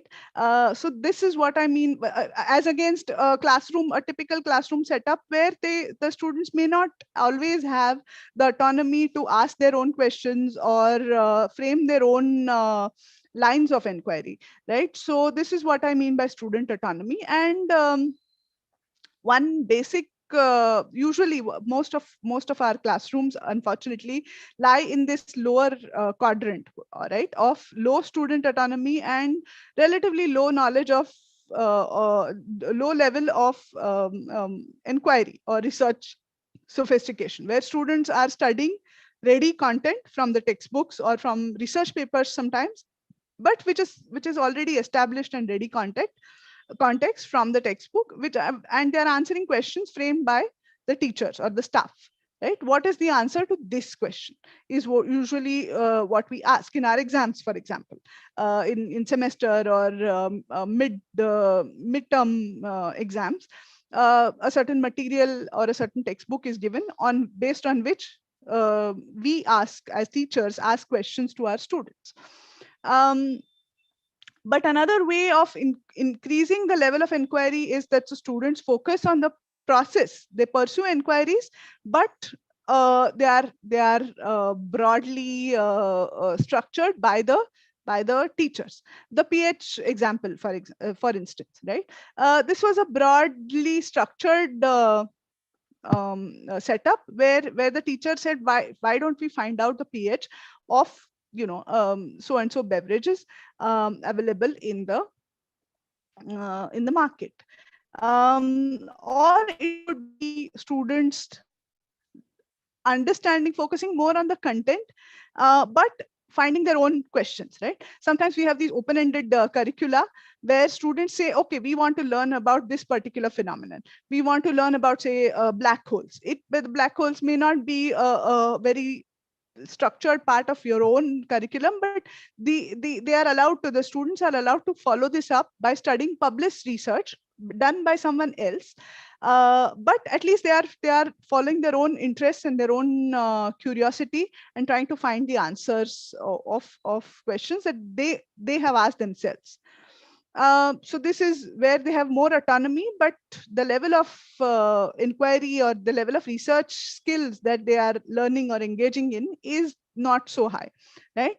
And and of course, the last quadrant with a very high level of student autonomy and student and as well as level of inquiry being very high is authoring, where students undertake inquiry for their own questions and ask, how can I answer my own questions? So if they frame their own questions, of course, within the framework of your course or of your discipline, but they frame their own questions and ask, how can I answer my own question? Right? Which means that they design ways or experiments or hypotheses to answer their own questions, and then gather evidence, interpret it, and come to the conclusion to answer their question. Right? So this is sort of the authoring, the topmost quadrant is something that is sort of ideal in terms of students getting to learn how to do research. It may not be always feasible to directly go to this last quadrant, and that's all right. One can always start with slightly introducing, go to the yellow quadrant or this greenish quadrant on the right, and then move on to students getting used to answering their own questions and so on. Another example that I'll give at this point is where there was a bit of authentic authoring by the students, right? One of the teachers from Northeast who had attended one of our research-based pedagogical tools workshops is a physics teacher, and she decided to bring musical instruments into the physics classroom.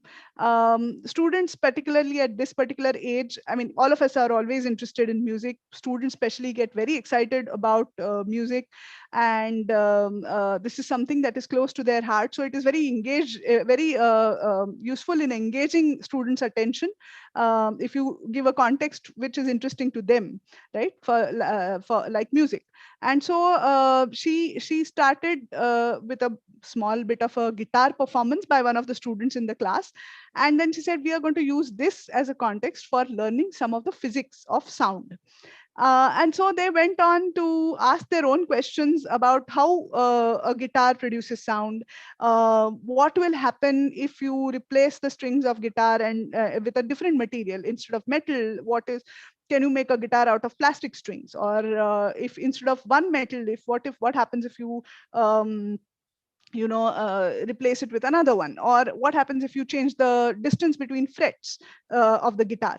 How does the pitch get affected? If you tighten the strings or loosen the strings, how does the pitch get affected? What are the harmonics behind all of this? Of course, this is nothing, all of this is already known to science, but the students were asked to respond to this question in the class using this particular musical instruments that was brought into the class. And so they asked their own questions about the sound, production of sound and harmonics and so on. And a lot of sort of fairly advanced level physics was addressed by using this,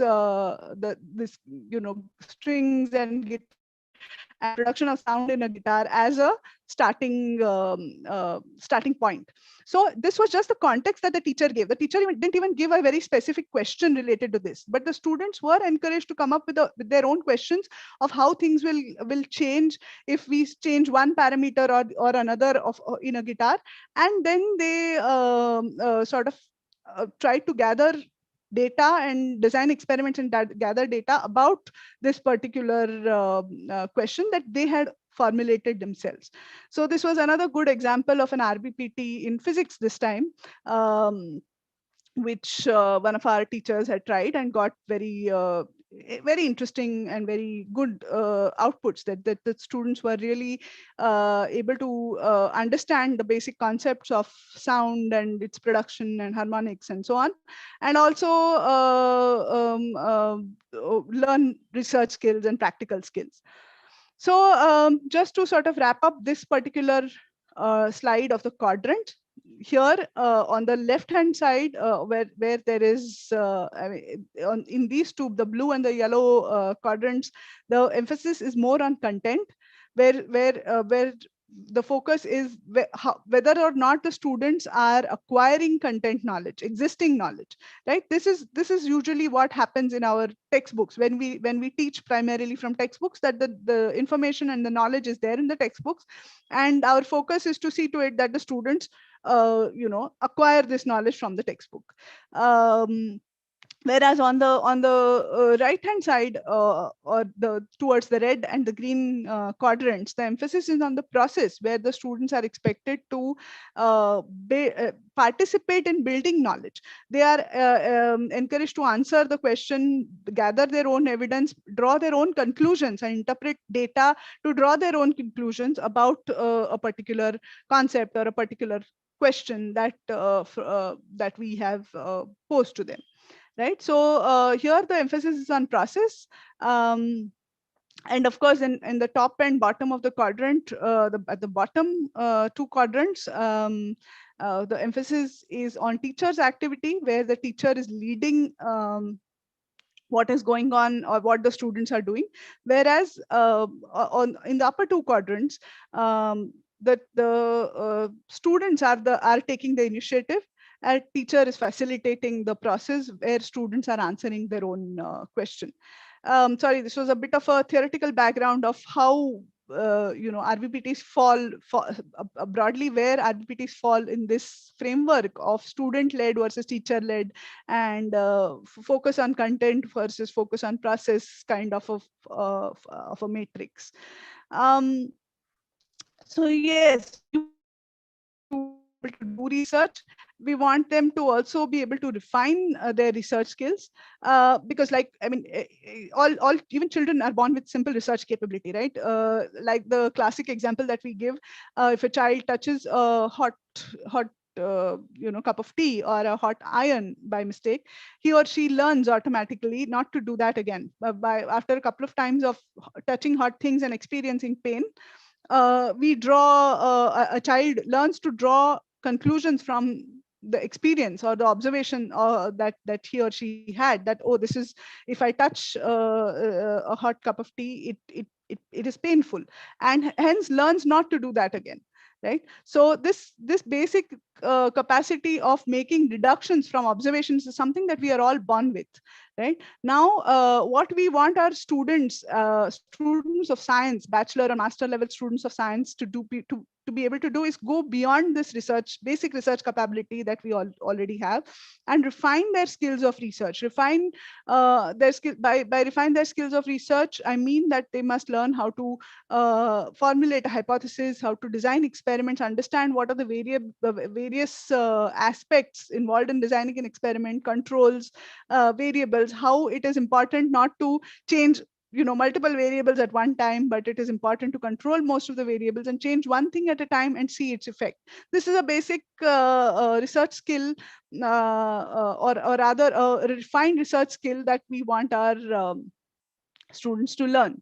And we want them to learn, refine cognitive, technical, as well as personal research skills. And what do I mean by that?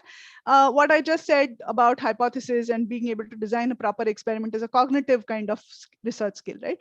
There are also technical research skills like handling sophisticated instruments, for example, something that you need to learn and practice and be able to do with finesse, doing good dissections, or using generating good samples for chromatography or something like that, is something that we need to really refine our practical or hands-on skills on. So that's a technical aspect of learning how to do research. And of course, there is the personal aspect, right? Which means that research is not something that you do and it works every time. As people who have engaged in research know, it is it's more failures and fewer successes, and that's to be expected, right? Because research is something which is a step into the unknown. If we already knew how to do it, then it wouldn't be research, right? So there is of course always an element of unknown, which is that there is always an element of failure and things not working, which basically is not even failure, right? You know how that this particular way doesn't work. But this is something at a personal or a psychological level, something that students need to learn to how to cope with failure, how to keep persistently going, and how to build resilience to be able to deal with this kind of not experiments not working, this not giving the expected results, or sometimes just things which are beyond your control, right? Like the electricity going off and the freezer stopping and your samples getting damaged, for example. These are things which are integral part of research, and at a personal level, at a psychological level, we need our students to become resilient and persistent and learn how to deal with these things.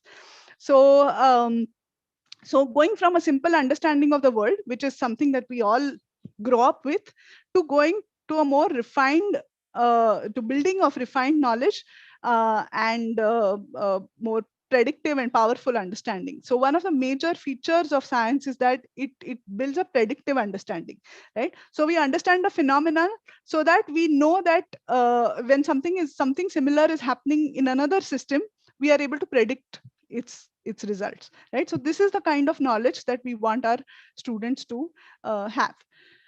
Yeah, I just spoke already about this slide, that we want our students to develop refined research skills in the cognitive, technical, as well as the personal domain, like creating hypotheses, controlling variables, interpreting data, technical skills like handling of chemicals, or the safety aspects of handling chemicals, handling instruments, using complex and very sort of sometimes very expensive instruments very carefully, and so on. Those are some of the technical skills that an advanced microscope, for example, a confocal microscope. This is a fairly advanced technical skill that the students can also gain through something like an Rdpt.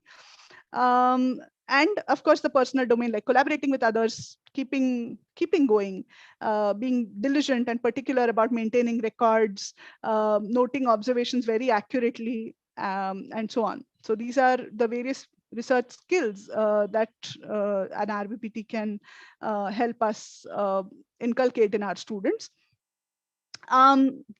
the next sort of characteristic feature is that students must report the research that they do as a part of RBPT, and the reporting can take any form or shape. At the best possible case, this reporting can be a research paper published in a good peer-reviewed journal. If the thing that they find is, if the answer to the question is very authentic and very novel, this can be reported in a scientific forum.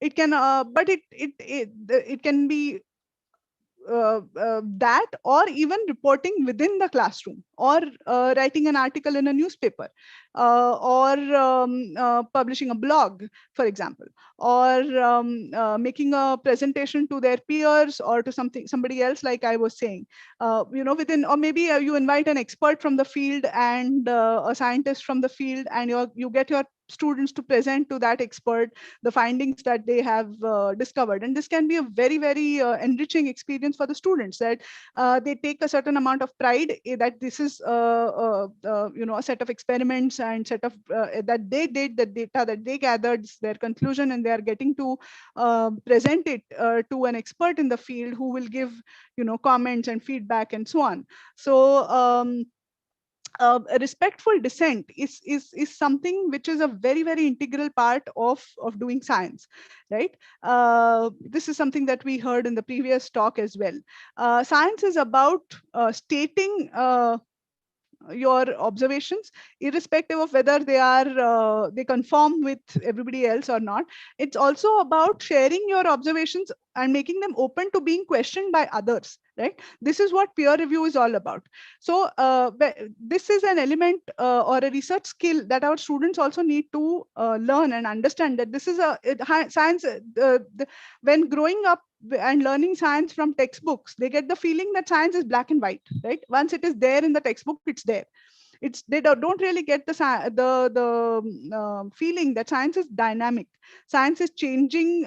Theories change based on new observations, being questioned or being asked to explain or justify their evidence by their peers, by other students, by teachers, and so on, is a very, very important and integral part of research, right? You must be able to justify the claims that you are making and the evidence that you're presenting. So this is something that happens when you ask your students to report their findings, and others are encouraged to ask questions based on these. It doesn't mean that you disagree with everything that a presenter says. It doesn't mean that you refuse to believe everything that the presenter says. It just means that you ask questions, probing questions, and be analytical in your as a viewer. When somebody is presenting data, you analyze it in your own way and ask probing questions to that to the presenter. So this is also something which is an important skill in science that our students need to acquire. So reporting research as a part of RBPT is very important. Another example, again, that I will give is from Dr. Smita Hegde, who implemented RBPT in her. She's from Mangalore, and she's a botany teacher, and her students did a survey about the algae found, the species of algae found in their area. And this turned out to be something that was not documented before. So they started with a simple research question. She was teaching algae as a topic in her regular course, and they realized that their particular region has a specific microclimate and so on, and what are the kind of algae that are available in this particular domain. So the students went out, did field work, did research, and it so turned out that this was not reported before or documented before, and the students got an opportunity to report this in a conference. They had posters, they made posters, several groups of students presented posters on the species of algae that they found, or the distribution and the diversity and so on, at a botany or a plant biology related conference where there were a lot of other scientists presenting, and they also came and visited the posters, asked questions and so on. So this element of reporting research was very nicely done, and it reached to a very good level where I think they were also planning to sort of publish a paper based on this, but they did go to a proper scientific conference and present their data and research and so on.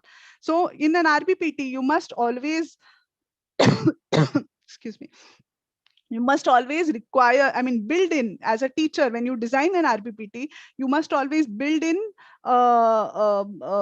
reporting of the research or the findings that the students come across.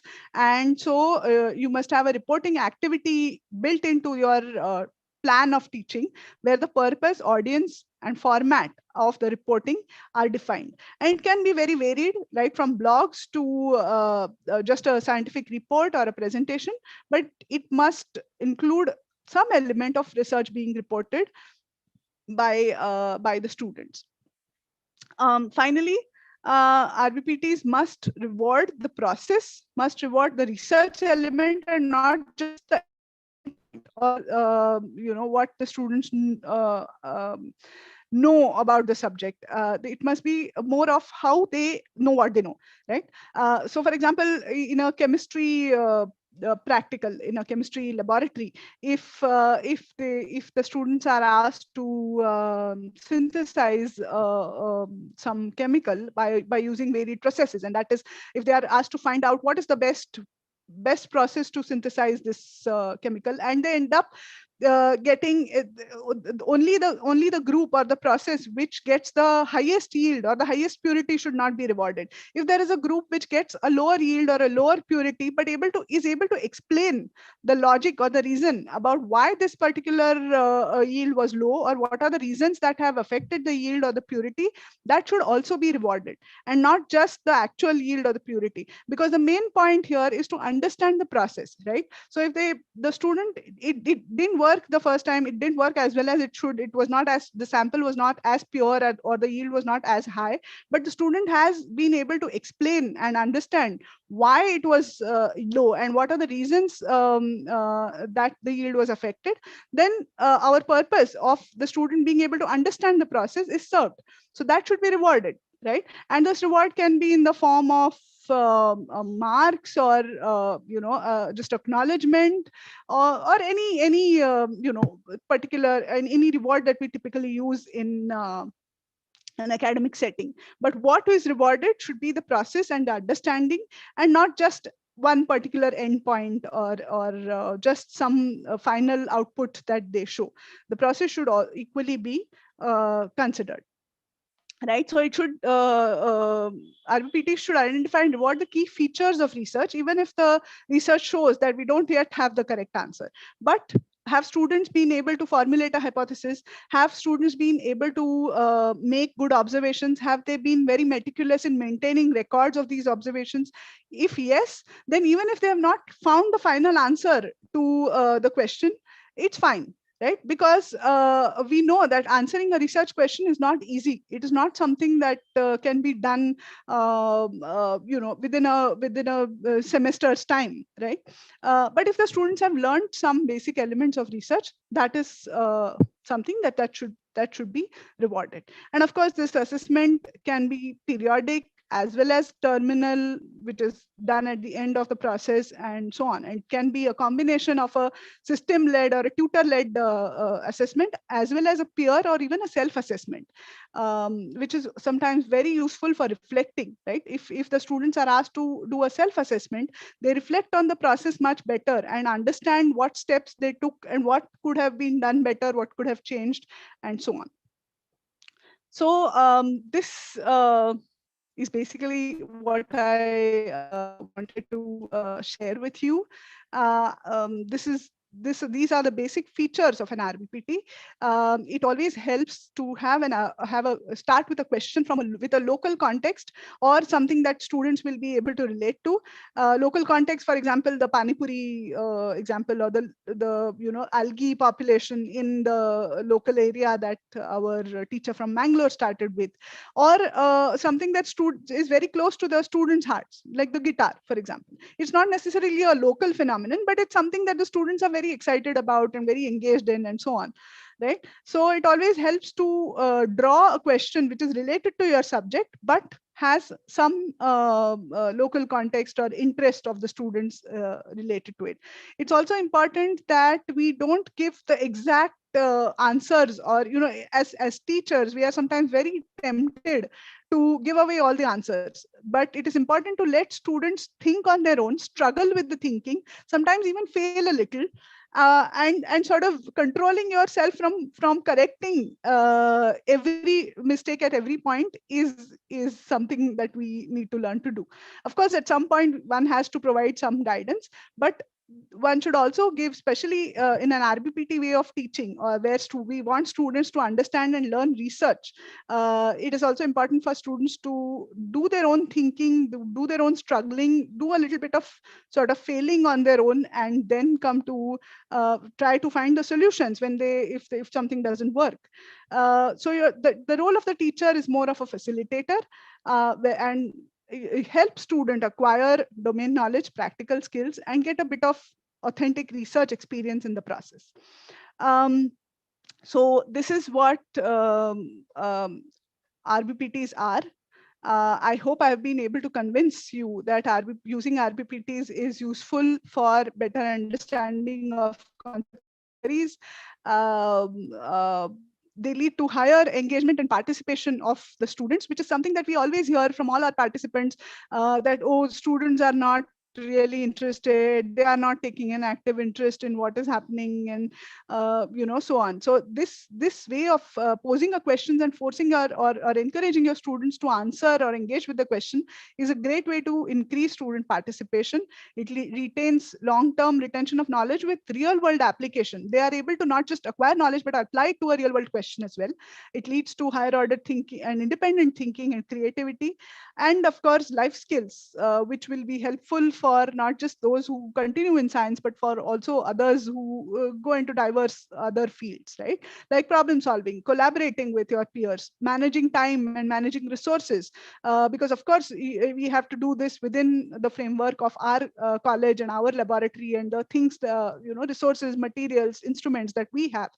And of course, it can be done. You just have to choose a question which is not as resource intensive, which is manageable with the resources that we have, right? And this is a skill that our students will also acquire. And of course, a very crucial skill of communication when they report their research.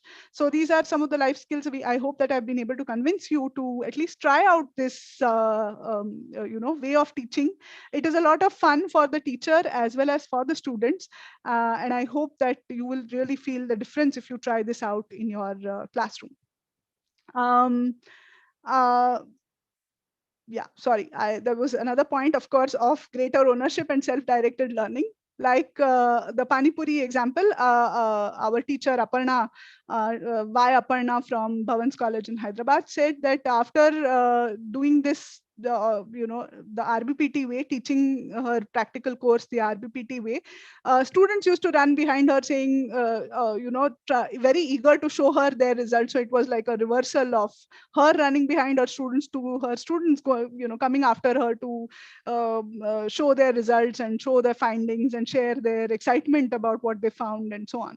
So it leads to greater ownership and self-directed learning from the students as well. To end, just a bit of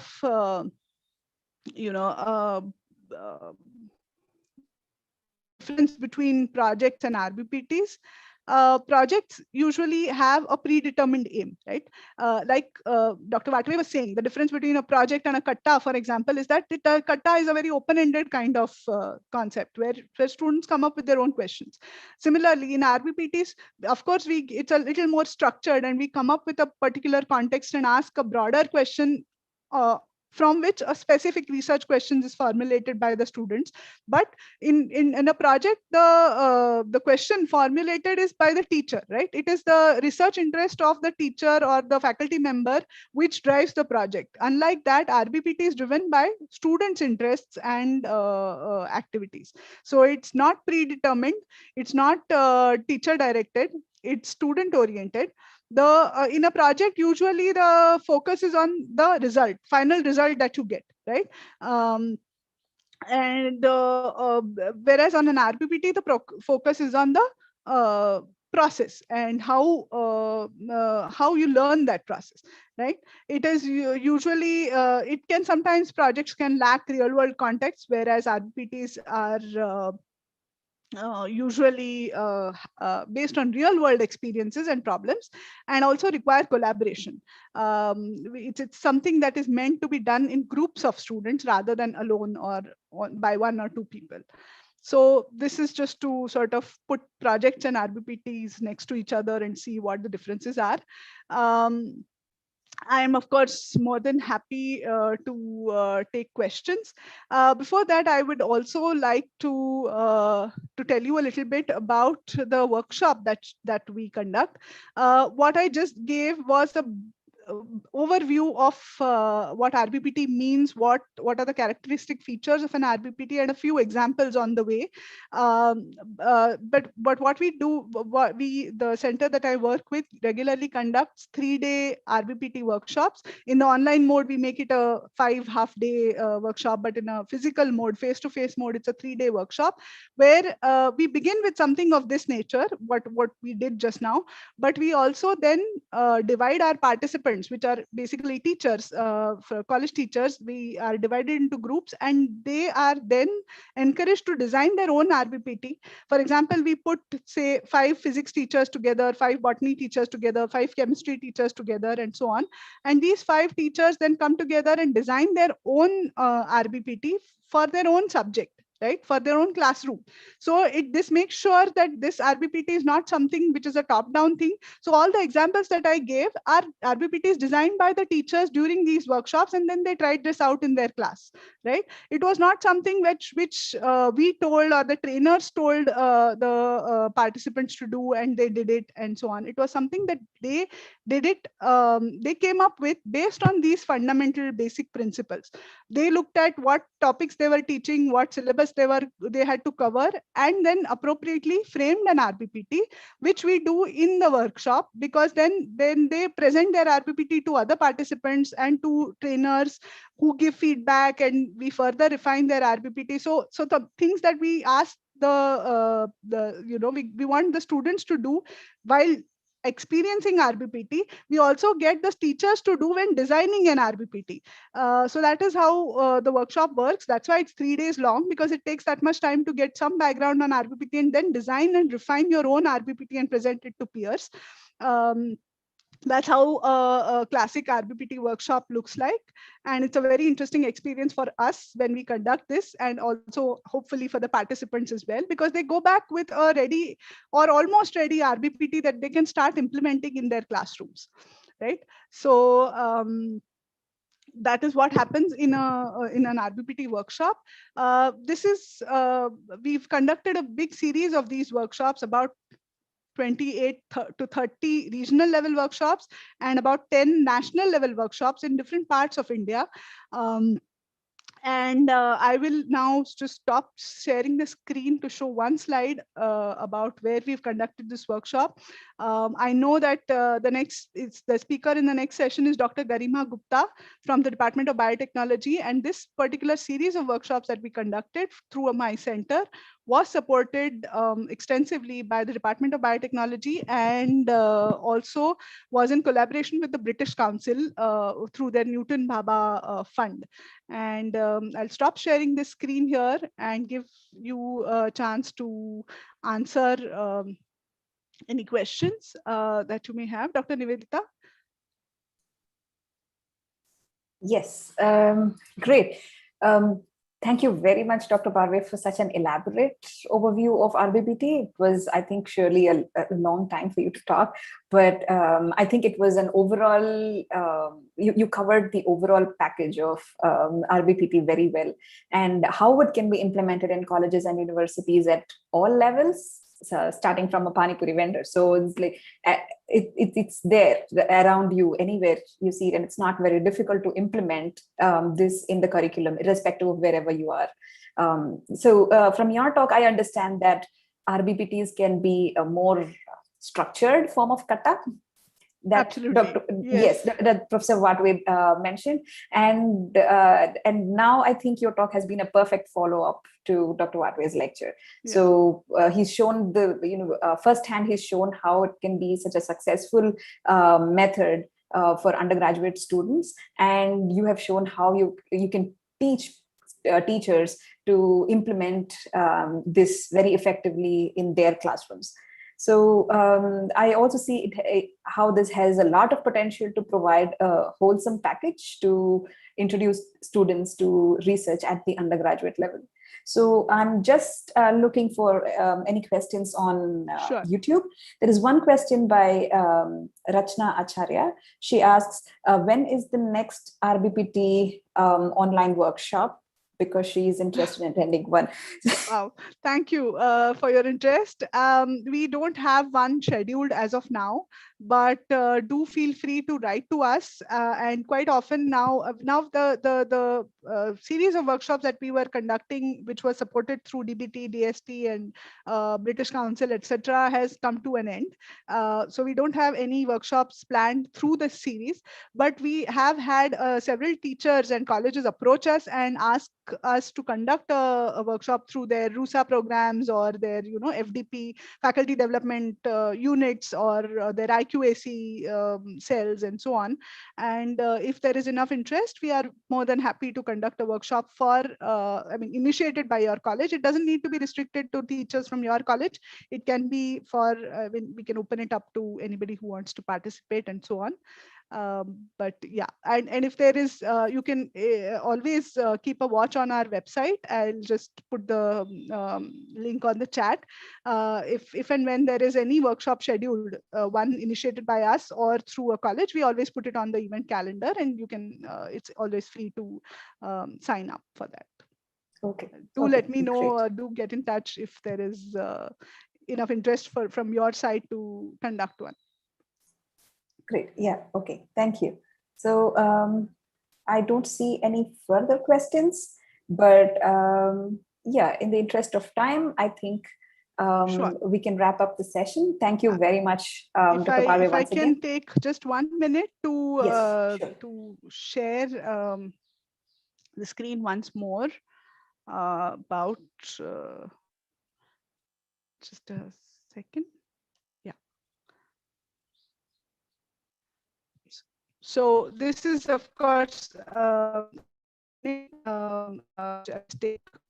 just run through this presentation to give you a glimpse of what ISAPUNE is. This is a institute for meant for research as well as education. So research and education go hand in hand, both at the undergraduate level research as well as, of course, PhD students and scientists practicing research.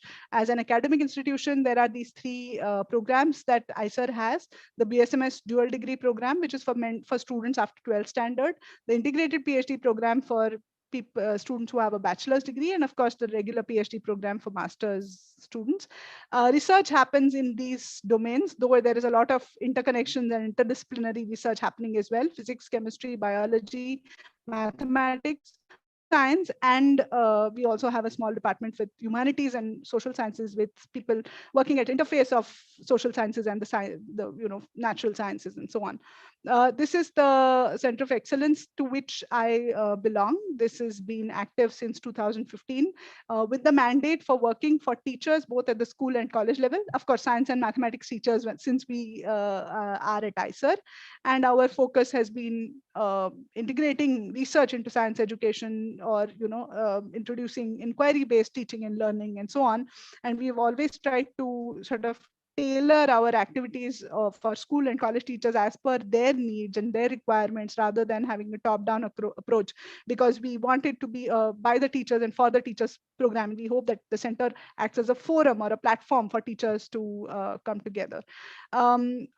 Of course, along with the RBPT workshops and series that I spoke about, we also conduct a 4-week-long induction training program, which is for newly recruited college teachers, and it's recognized by the UGC as equivalent to an orientation course.